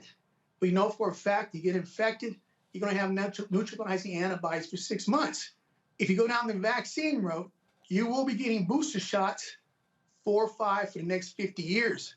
And that's going to be a whole different story, too. So again, so walking through that, because again, we've had infectious disease experts like Dr. Tyson Bell on, who says absolutely get vaccinated. Stephen A. Smith just talked about his COVID battle. Doctors told him had he not been vaccinated, he would have died from COVID. But one of the things that he said in talking about that, he said how different people react different ways. He said his sister smokes multiple packs a day. He said she had COVID for 3 or 4 days. She was fine. He had to be hospitalized and almost died. So if we're sitting here, if we're talking about the African Americans to protect themselves, and we're having different infectious disease experts who are black, one is saying get vaccinated, one saying don't get vaccinated. There are people who are saying, well, what in the hell are we supposed to do? Who the hell are we supposed to believe? Well, the reality, Roland, you have to really understand virology. You have to have really been in that world, in that space. Right. Like I mean, we've had other virologists on who said, get vaccinated. Well, let me explain the terms. We have a word called trophism in virology. Trophism means the ability of an organism to cause an infection, i.e. you get the flu, guess what happens? It affects your lungs. Well, this virus is completely different. This virus has what we have multitrophism, which means it can affect every cell in your body, from your eyes, nose, lungs, hearts, etc. So you can have all types of different reaction. Yeah, there's going to be people that are going to have different reaction because they might have a different viral load. Maybe they got more viruses in their nose. Maybe they breathe more in their lungs, etc. But the reality is that if you look at the vaccines down this line, what is your neutralizing antibodies? Simple question. That's your test. And CD4 is very important in HIV patients. Your neutralizing antibodies is very important. So what test? PCR test, home kits? No, we're talking about neutralizing antibodies. Got it. Which is not, I inject you, your body produces IgG, neutralizing antibodies that are supposed to eradicate the infection. What is that number? This is when I told people 2 years ago, before the vaccine was even, you will be getting booster shots the rest of your life. And we're going to be getting Alpha, Beta, Megatron, Deltron, Planet of the Apes. They're going to keep going down because there is no long-term immunity to any coronavirus. I teach this stuff. I'm a professor of virology. On my exams, there's no long-term immunity to coronavirus, period. What book are they reading? They're damn sure not reading Dr. Roland's clinical virology or clinical immunology, and they're damn sure not taking my master's course in virology. So I don't know where they're coming up with this information, but it's not correct, not based on any medical books I got 6 degrees. So the question is, in terms of moving forward, because see, what we get from our audience is folks want to know what to do. And so when you have competing experts saying one thing or another, what in the heck are y'all talking about when y'all in the room? Because the public damn sure don't know. Well, I can tell you right now, they're not on the stage I'm on, but I can tell you about the ones that you've talked to. the people that are supposed to be, I guess they got an F because almost 1 million Americans have died and the infection rate's still out of control. So that tells you their record. That's the grade you really want to. Okay, so you talked about social distancing, washing your hands. Okay, so conferences, football games, basketball games. You're not social distancing. You're literally sitting right next to somebody. So do those do those no longer exist? Do we not have those events? You also talked about going out, don't touch kiosks, things along those lines. Okay, do we put on gloves? Some say no, gloves are ineffective. So all right, so if I'm at the kiosk, what am I pressing? Do I put on some sanitizer, press, and then put it on afterwards, or do I put on some gloves? I mean, so because the point I'm making is, folks want to know. They want to know down to granular, what are the practical things one has to do? Saying don't touch something is one thing, okay, but what do they do? Well, that is why you follow Dr. Roland to get the biosafety and how to navigate into the new world. You have to understand, Roland, this disease, this virus is out of control. We have to get kids back in school. That is one of my main missions, getting schools open, getting people back. Okay, hold on. I want you to hold that point because my panel's going to ask some questions. I want you to answer that, but I'm going back to answer my question. That is, if I'm going to the bank, if I'm going to the grocery store, do I have gloves? Do I don't have gloves? Do I put on hand sanitizer and pick up something, then put it back on? What do I do? What you do is you get your hydrosol viral spray and you spray that area before you're going to touch it. And absolutely protect your hands, protect your fingers and stuff, even touching the gas pump handle. Anything that you have to do in this physical world that we are in now, protected you have with to what? Navigate. You wear gloves? Do you wear latex gloves? What do you? You can use hydrosol spray, antiviral spray. You can use hand sanitizer. You can wear disposable gloves. Anything that protects your hands from being in the contact for a transmission of that disease, you have to do that. So what I'm saying is, if I'm going to pump gas, do I put on some hand sanitizer, pump my gas, and then when I'm done, put some back on, and am I good? Hell, I would put that and also grab a paper towel for extra protection. Okay. Absolutely. Okay. Now, again, events, conferences, football games, basketball games, concerts. I can't social distance. They're literally sitting right there. I don't know who they are. And they're sitting in front of me and behind me. It's impossible to social distance on an airplane.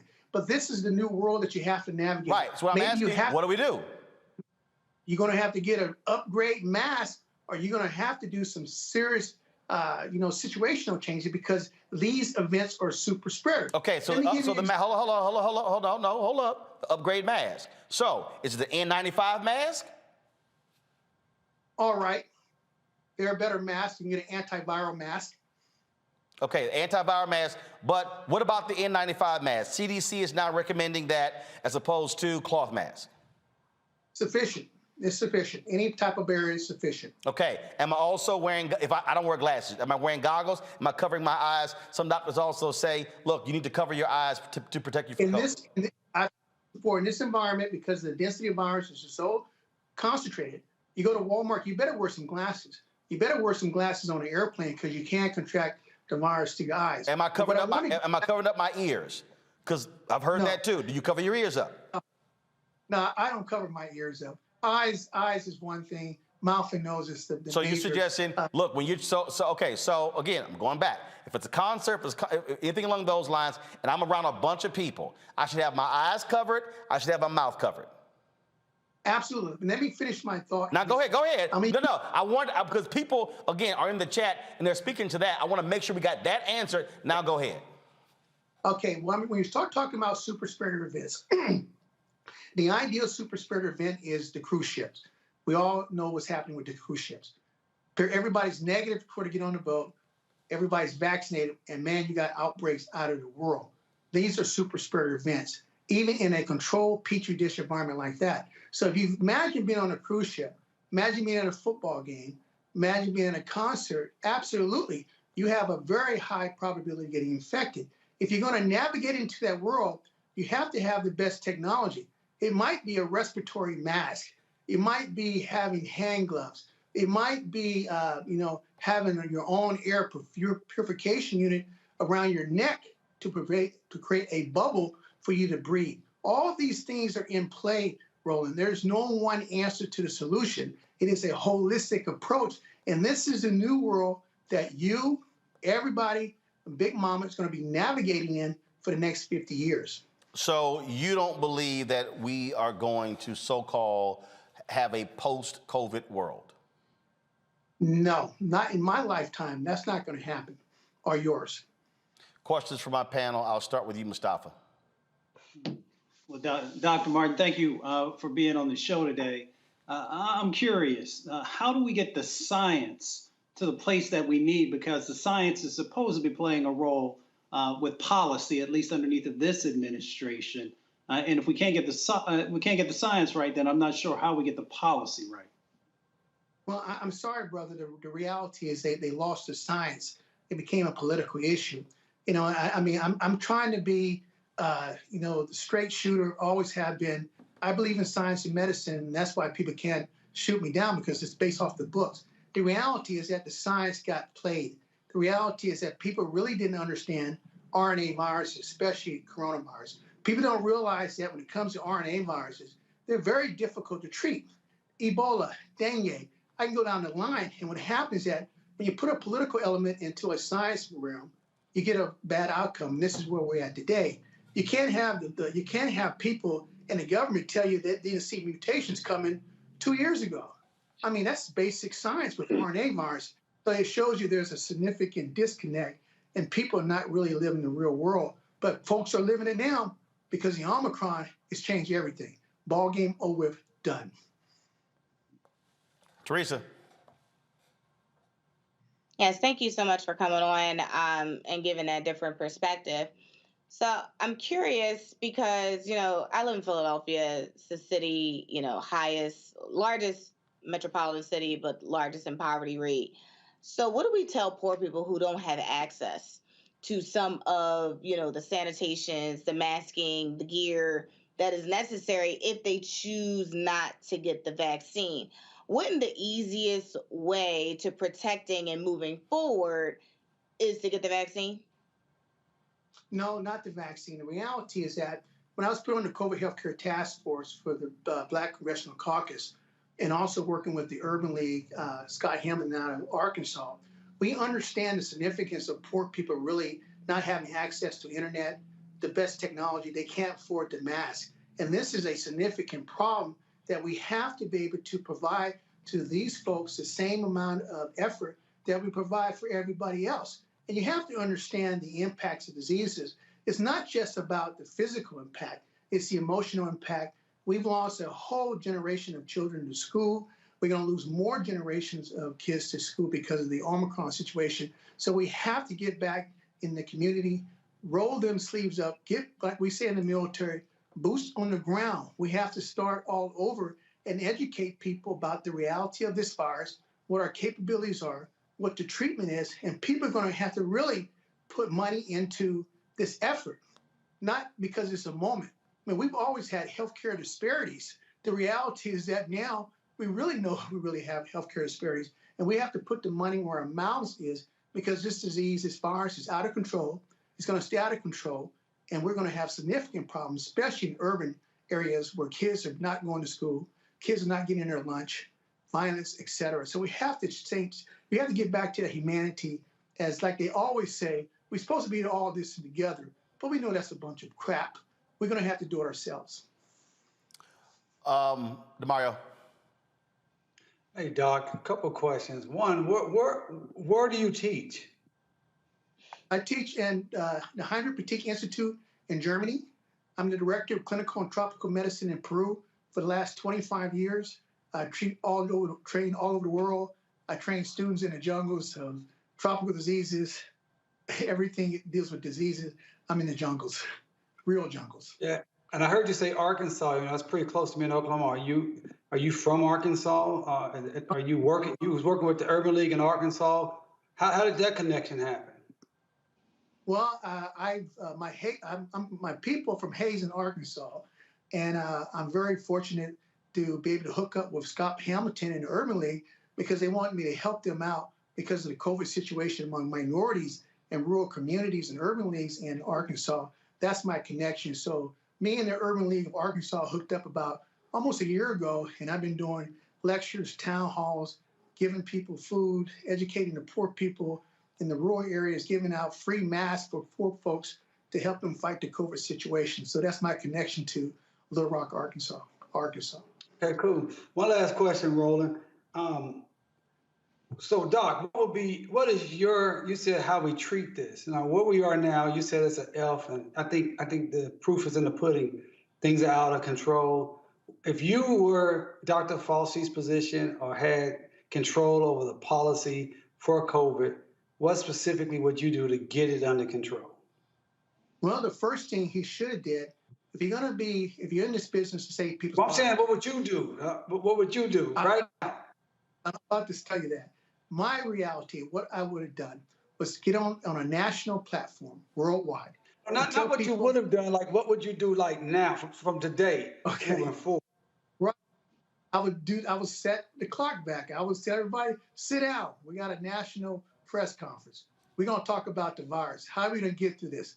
Where do we find the virus at?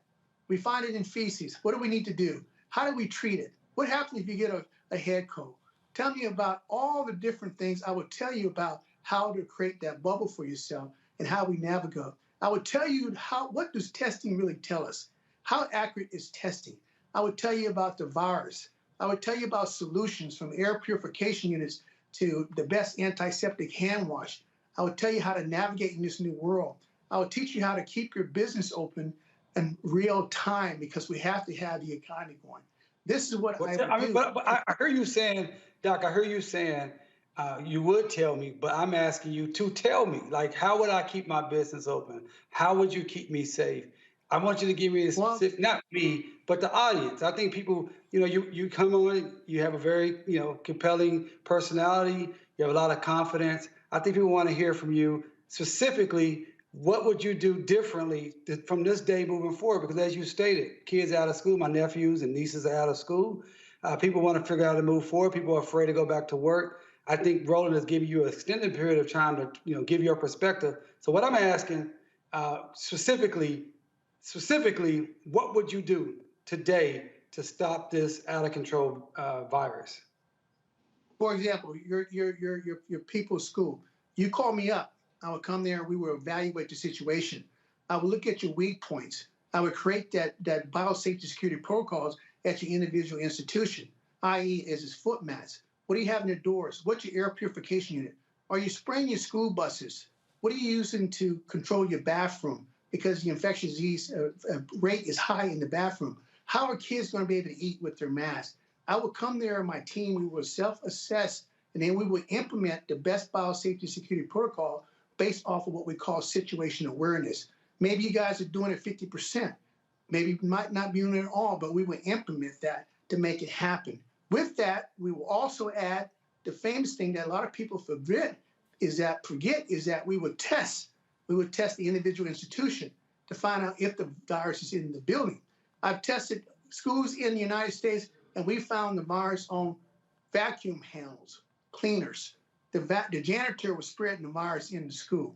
So this is the type of high-tech biosafety security protocols that Tapeta, my company, and myself will provide to save people's lives and be able to navigate into this new world. All right. So those are the Mustafa, you had an additional question. Dr. Martin, I was just, at the beginning of the pandemic, everyone talked about Dr. Roland. Dr. Roland, I'm sorry. Yeah. Everyone at the beginning talked about the 1918 flu, the H1N1 influenza, and we know that it went through a number of sets of mutations and is even still around today, but of course it's not as impactful as it once was. Do you see COVID-19 following a similar track, or do you think that it's completely different? I mean, I understand sort of the overall structure of it, but for the audience, what should they expect?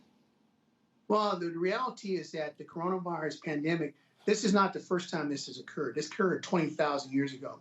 The 1918 pandemic is a baby to the coronavirus. You have to understand that the 1918 pandemic didn't go on for 2 years. It started in 1912 in China and went until 2022.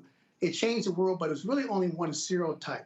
The problem with the coronavirus is that we have so many different mutations: alpha, beta, gamma, delta, mu1, Omicron, IHU, and more that are coming, and this is driving the different narrative. So it's going to be very hard unless we come up with a awesome vaccine that can cover every different mutation that's going to eradicate that. And we all have to be in this together.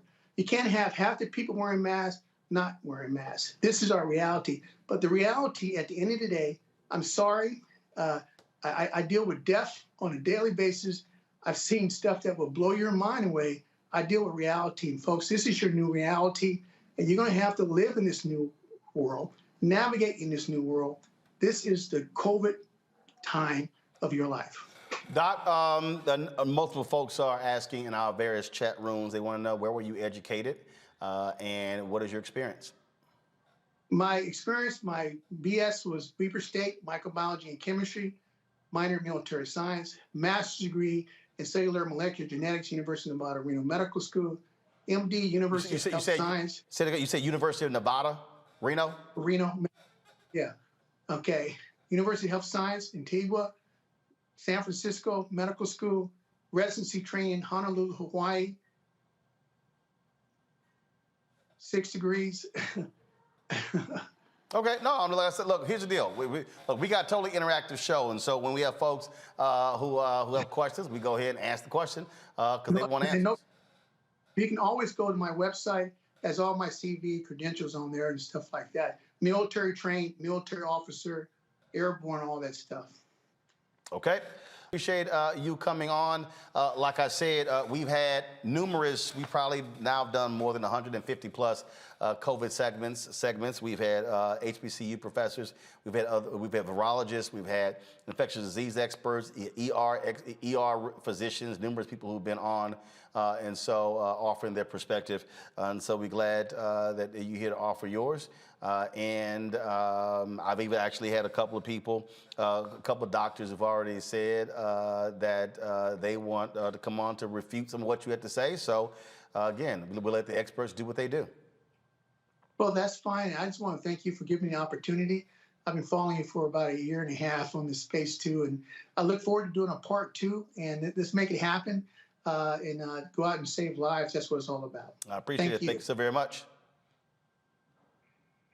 See, it's very interesting when we have these conversations. I love some of these folks who are like, oh my goodness, why have the conversation? Because again, that's why we talk to the folks who actually have the training and the experience. Now, if you disagree with that, you disagree with it.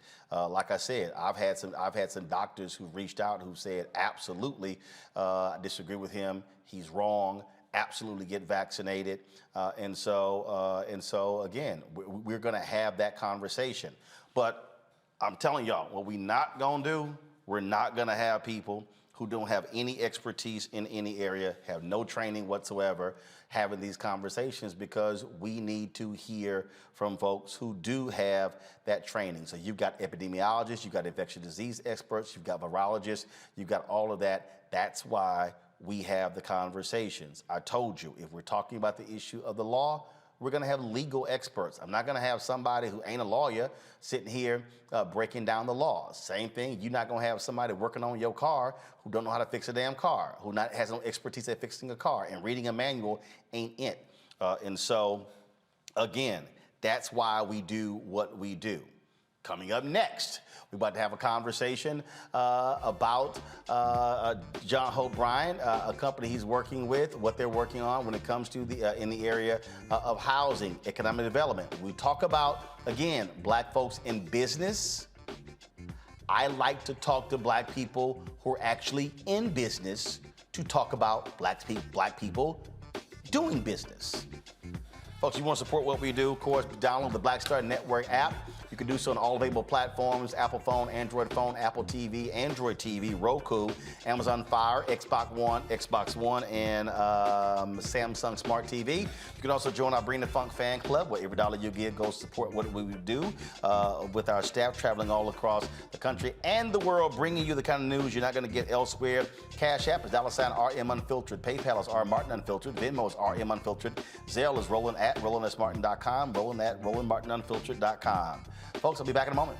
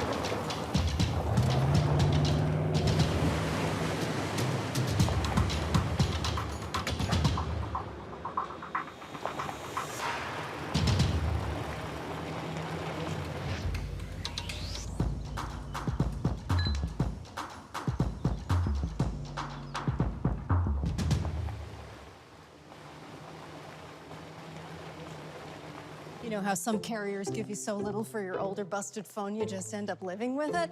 I don't think so. Verizon lets you trade in your broken phone for a shiny new one. You break it, we upgrade it. You dunk it, doggy bone it, slam it, wham it, strawberry jam it. We upgrade it. Get a 5G phone on us with select plans. Every customer, current, new, or business. Because everyone deserves better. And with plans starting at just $35, better costs less than you think.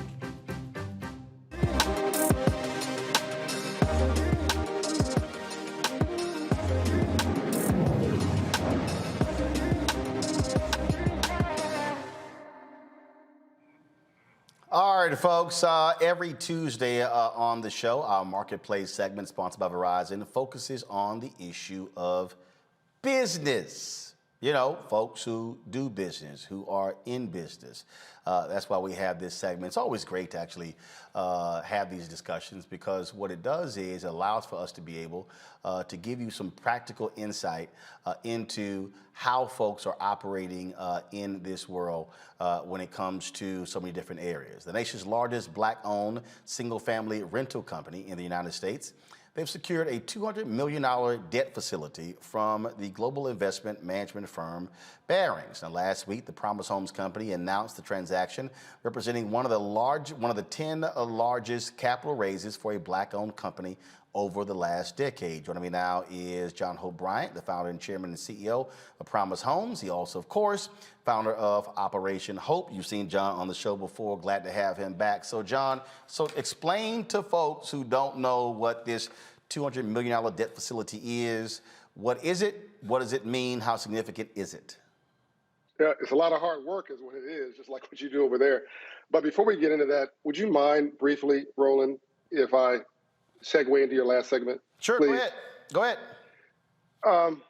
You know, it always bothers me when someone who doesn't raise kids is going to tell you how to raise your kids, or somebody who's not subject to your decisions want to make a decision for your wallet or for your life.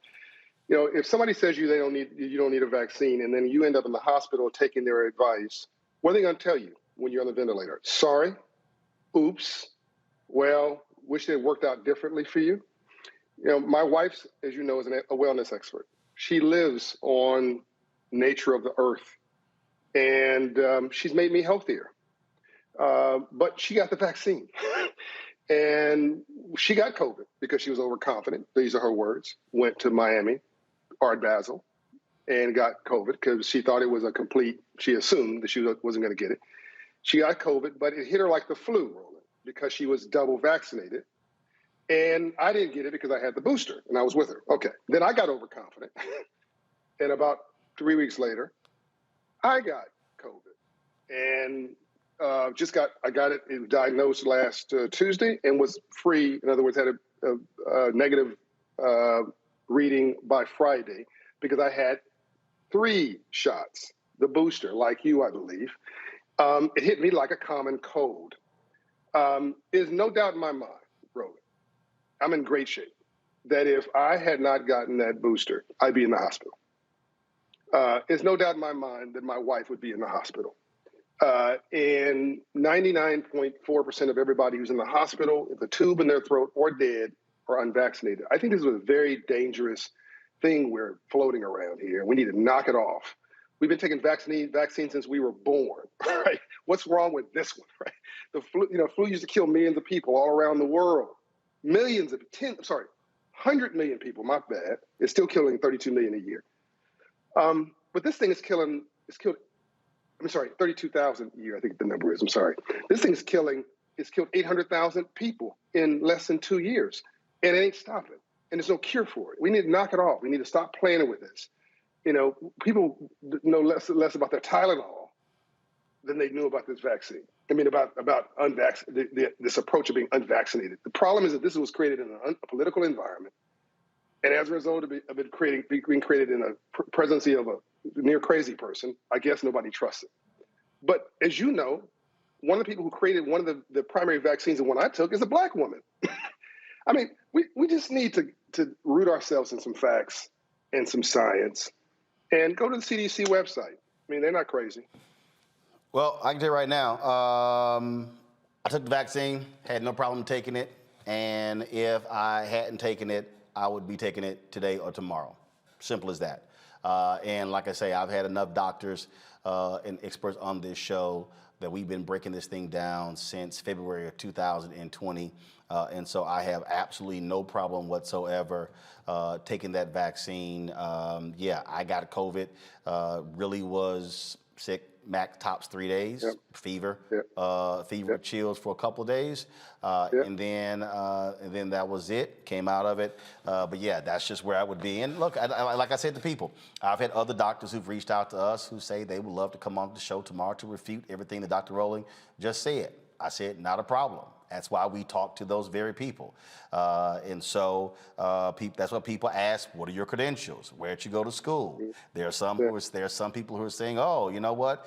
He went to a medical school in Antigua. I'm not trusting that. Or went to this school, I'm not trusting that. Okay, that's why people make those decisions. But we are going to present to you African Americans, Black folks who are experts in areas. And again, if you want to believe them, that's fine. But that's why we have numerous segments. We're not just talking to one folks. The problem I have is when people want me to talk to people who have no credentials whatsoever on anything in that area, but somehow you're an expert. So let's talk about internet doctors. Oh, yeah, as I said, TikTok, YouTube doctors, and I'm not listening to them. All right, so let's go right to it. What is this $200 million debt facility? What does it mean? What does it do? So Ambassador Andrew Young would say to live in a system of free enterprise and not to understand the rules of free enterprise must be the very definition of slavery. We just finished celebrating Dr. King's formal holiday yesterday, and I think if Dr. King was alive today, the work of what I call social justice through an economic lens is the work he'd be doing. That's what this is about, really, beyond the business deal for me, is this is creating a whole new lane and hopefully an expressway and then a freeway of economic opportunity for all of us, because I think the new color is green. But to answer your question, according to Black Enterprise, this transaction, and we didn't know this when we were doing it, we were just doing it. But according to Black Enterprise, this is the largest transaction in real estate involving it's one of the top 10 largest transactions, period, of access to capital. That's really what this is.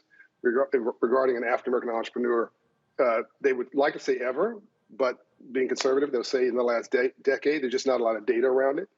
It's certainly the largest in real estate in recent history. There are other people who are bigger in real estate, Russell and Company, and there's a bunch of folks, not bunches, 2 or 3 companies that are larger than me in real estate who are Black. But in single-family residential space, I'm the largest single-family residential rental space. And this access to capital deal is really about, I mean, you get for somebody watching this, the analogy would be, you got approved for a credit card. You got $25,000 limit. God bless you. Fantastic. You got approved for a mortgage for a home. $500,000. Fantastic. You got a line of credit approved for $100,000 for your business. The analogy here is that this is a $200 million debt facility from Barings. So it's a line of credit for $200 million. And I used 85 million of debt and about 45 million of equity to recapitalize my Promise Homes company, pay off Freddie Mac, pay off City National Bank. I don't mind getting into details if you want to, by the way, Roland. You're the first person I'm going this level of detail on. This was just announced last week. So, you tell me, you ask me what you want. I'll go into as much detail as you want. And paid off my investors. So I ended up as a sole owner of the company, and then did a recapitalization and rolled that former company into a joint venture, a new company where I own half of the joint venture, the new Promise Home company, called that. And we basically going to try to grow the company, what's called 10X. So the company was $150 million worth of real estate.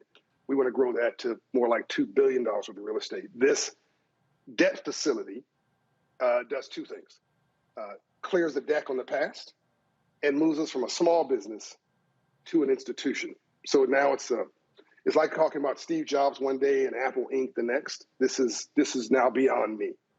But the most magical part about this, Roland, is the renewable philanthropy underneath this, which is all of the minority vendors that we put in business.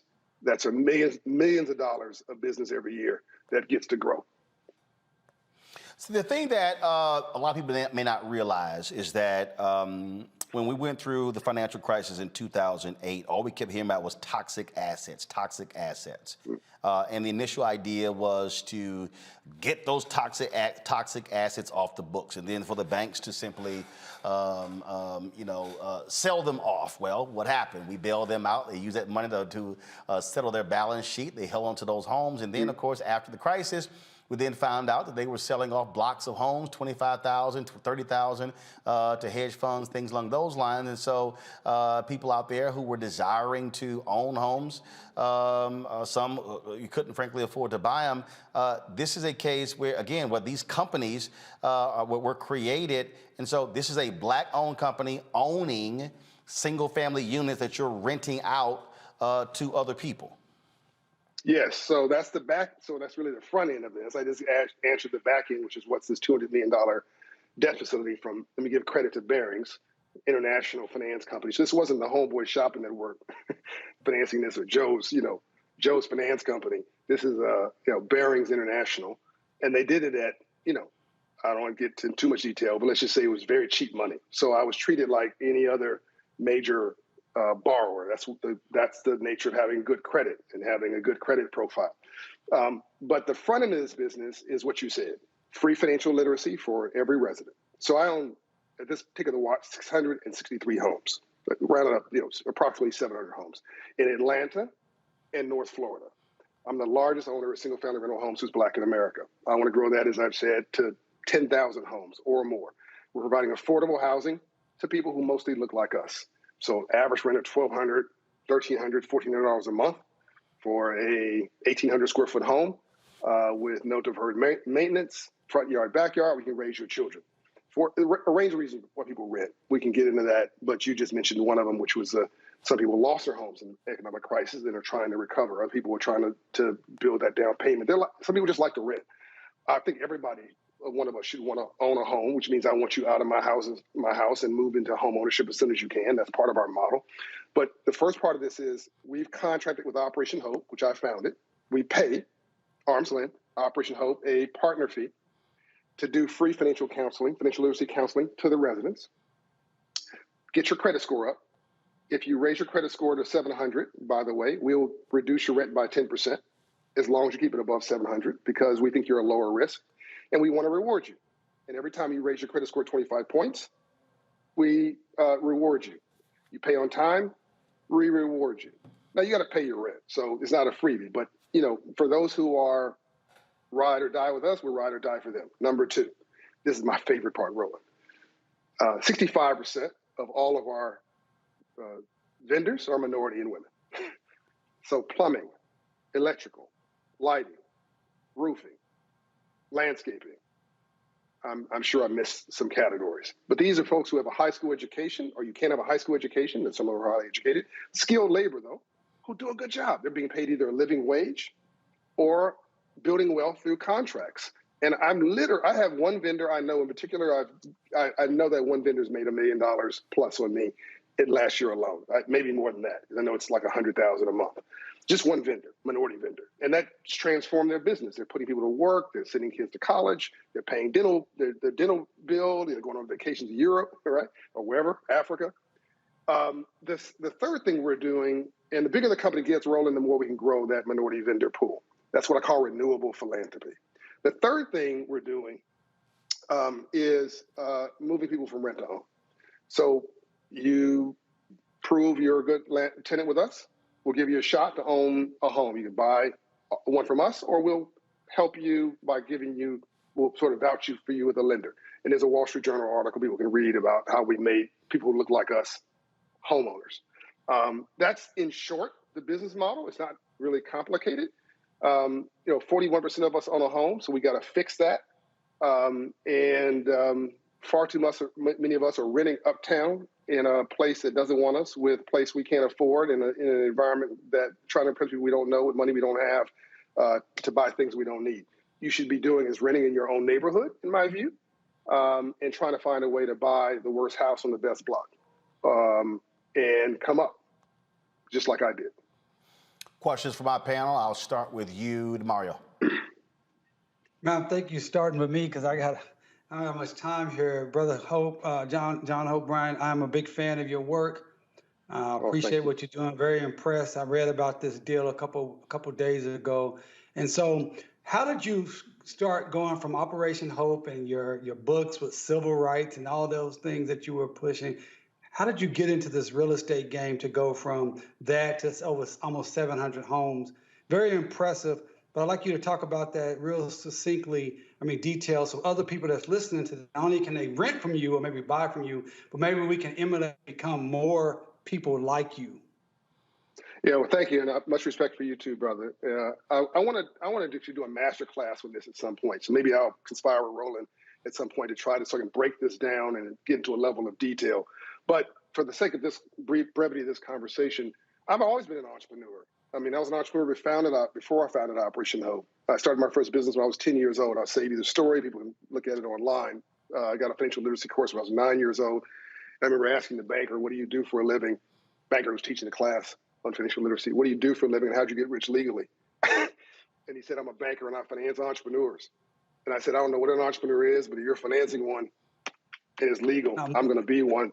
And that's who I am today. Fast forward, as you know, most millionaires have real estate in their portfolio. There's really three ways to get rich in America. To build wealth: real estate, stock market, and owning your business, and owning your own business. And unfortunately, Black folks are not doing enough of all three of those things. So fast forward, I started this company in 2017, so not that long ago, less than 5 years ago. Again, I'll say the story. I owned a couple homes in LA, then I owned 4 homes in LA. I sold one, bought a home in Atlanta where I thought there was a lot of upside. Then I saw a lot of potential in Atlanta. I got I put some of my money up and my own seed corn, but I also got a couple of my billionaire friends to also back me with what was in a couple $1 million. It was pennies for them. Maybe they just did it out of charity. I don't know, but I took it seriously. And that was like, just a few homes. And I just built my model and proved it, and just kept doubling down. And as people were selling no homes in our neighborhood, I was buying. Buy, rehab, and rent. Buy, rehab, and hold. I never sold. And our neighborhoods are gold mines. And the values of my properties went up steadily, but between 2019 and last year, went up 41%. Atlanta went up 41%. Just think about this. Atlanta, a Black neighborhood, went up 41% in appreciation and value in our neighborhoods from 2019 to 2021. And that's really the story. You can make a story, build a business on income, or you can build a business based on wealth appreciation. You build wealth in your sleep. Make money during the day, you build wealth when you sleep. It's compounding. We don't know enough about building wealth. We really obsess too much on what I call lifestyle riches, making money. But those are two different things. DeMario, thanks for your question. I appreciate it. I'm sorry, go ahead. Yeah, Brother Brian, I'd love to get you down here in Tulsa with our Justice for Greenwood Foundation and things we're trying to do. We have some real estate holdings and some developments we're trying to do. We would love to talk to you about maybe partnering with us. Absolutely. And I'll show you how I accessed $40 million from Freddie Mac and $15 million from City National Bank. And, I'll break it down how I did it. It's not magical. And it didn't matter. I mean, there was no tax. Not only was there no tax that I was black, actually, I used it to my advantage without any government programs or anything like that. But I use my race as an advantage in my community. My understanding of my community as an advantage, as an asset. And, you have to ask yourself a question when you're watching this. Do you believe in yourself? I mean, is the glass half full or is it half empty? If you think it's half empty, just turn off the TV set. But if you believe it's half full, then you need to say to yourself, how can being black and knowing my neighborhood and being astute and focused and never getting out, how can that be an asset? Our neighborhood is undervalued. An inner city in France is called Paris. An inner city in the UK is called London. Only in America do we throw away inner cities and try to move out of them, and everybody else is moving into them. All right, Teresa, your question. Yes, absolutely. I am just taken back. I was actually looking at your website for a little bit more detail. I'm here in the city of Philadelphia, and the amount of properties that are going up either for share sale or some that where affordable housing is no longer the language of the land in terms of the gentrification and what's happening here. Wondering, one, if you are interested in coming to Philadelphia, and then two, definitely when you get that masterclass up and running, please, let me know for that. But really particularly interested on the market of how are you maybe helping individuals who may be looking at, some of the stuff that's going on through share sales right now. Yeah, so I don't want to get into shared anything on this short conversation. It's a great concept, but keep in mind, nobody washes rental cars. Keep in mind that if you want to distribute money like a socialist, you first collect it like a capitalist, and no one's going to care about your asset more than you. I'd much rather you if somebody's watching this and they make $35,000, they have 3 children. The government owes you, if you ever filed for an EITC, government owes you about $18,000. Combine that with a child tax credit from the federal government under this new stimulus package is $9 grand. You've got 30 grand. Take that 30 grand, put it as a down payment. Take 15 grand, buy a rehab home in Philadelphia, a tear down home, buy it for almost next to nothing, get a construction loan to rehab it, put $15,000, $20,000, put $5 grand in a reserve account, and you'll now end up with an asset worth, I'm guessing, $70,000 to $100,000, and then rent it out, and then let that stabilize for a minute, and then use the equity from that one to then buy a second one. And then once you've done that 3 times, you've got sustainability, and that real estate will only go up in value. Real estate has never gone down. Somebody's going to watch this and go, John, you're wrong. That's actually not true. I'm not wrong. Here's what's happened. This is what real estate's done. Stock market too. It's gone up. Then there's a crisis. It dips. What do black folk do? We sell on the dip. And then what happens? It then corrects above the line every time. Then another crisis. 10, 20 years later, it goes down. What do? We sell on the dip. We get all wigged out. Somebody else buys it and goes up to the next level. We need to buy, rent, and hold. And I just gave you an example of how somebody making $35,000 can do that. And go to Opera Show, get your credit score up, because we're raising credit scores 120 points in 24 months. We do that for free. So that's a little business plan right there for somebody not even as sophisticated as you. So yeah, shared this, shared that. That's all cool. I'd much rather you do something on your own where you control the hustle and you control the outcome, and then partner with somebody else in time. All right. Mustafa, final question for John Hope Bryant. Yes, Brother Brian, it's always inspirational and aspirational every time that you come on. As you talked about, many of the adults who go through the program and learn, a number of different types of things, is there also opportunities for younger people also on that journey? Absolutely. We've got Hope Business in a Box Academy. I'm now mixing metaphors now. This is Operation Hope, my nonprofit. We put thousands of young people in business through the 1 Million Black Business Initiative as well. You can go and watch prior shows with me and Roland about 1MBB and our Hope Business in a Box Academies, where we're putting kids that were my age coming up, 10 years, 12 years, 15 years old in business. And there's hundreds of stories and videos people can watch on young people starting businesses and owning real estate. We should start early. Look, you farm club, if you're in Canada, they'll tell you who the NHL players, hockey league players are in elementary school, the pros. because they identify them. Where do we find our football players, our basketball players? We farm club them in middle school. And then by the time they get to college, they're already destined for the pros. What do we do with entrepreneurs, small business owners, real estate investors, securities and lawyers? Nothing. There's no farm club system in our neighborhood. Now, we are experts at social justice. We'll tell you discrimination, black people, a mile away. We'll tell you police brutality 5 miles away. But we can identify a stock or a bond or real estate investment in our own neighborhood the way we should. This has to become the new movement. Social justice through an economic lens that starts early, as you said, with young people. All right. John Hope Bryant, I appreciate it, man. Thank you so very much. Good luck with it. And like I keep saying over and over again, people love saying, hey, we need more black-owned businesses. I say, no, we need black businesses with capacity, building capacity.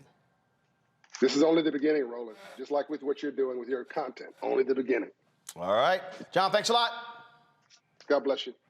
Demario, Mustafa, Teresa, I really appreciate y'all joining us today on the show. Thank you so very much.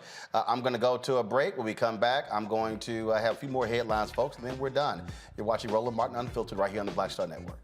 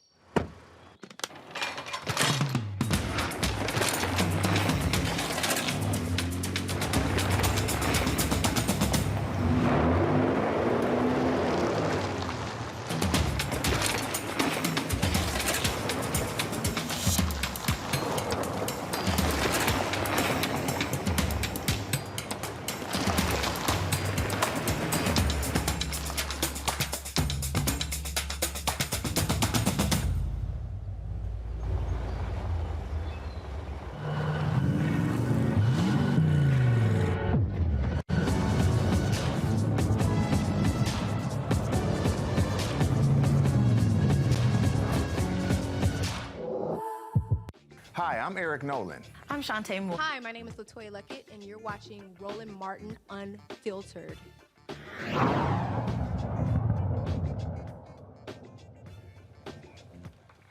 All right, folks, the former Chicago police officer convicted in the fatal shooting of Laquan McDonald is getting out of prison next month. A jury convicted Jason Van Dyke in 2018 of second-degree murder and 16 counts of aggravated battery. Now, when Van Dyke gets released on February 3rd, he would have served 6 years and 9 months. That's about half of his sentence. He will be on parole for at least 2 years. All right, folks. An investigation is underway after body cam footage shows a Florida male cop grabbing a female officer by the throat after she tries to pull him away from an alleged suspect. Y'all, watch this video. It's crazy. I got it, folks. The footage shows Sergeant Christopher Police, the Sunrise Police Department, okay, leaning into a police car and hovering over a handcuffed black male suspect while holding pepper spray. A 28-year-old unidentified female officer approaches him and pulls him away by tugging on the back of his belt in response. He then confronts his subordinate and grabs her by her throat. The incident took place in November. The 21-year veteran has been assigned to desk duty while the department investigates the incident. Man, see, we talk all the time about officers stepping in, doing the right thing. Here he sits here and basically attacks his own fellow officer.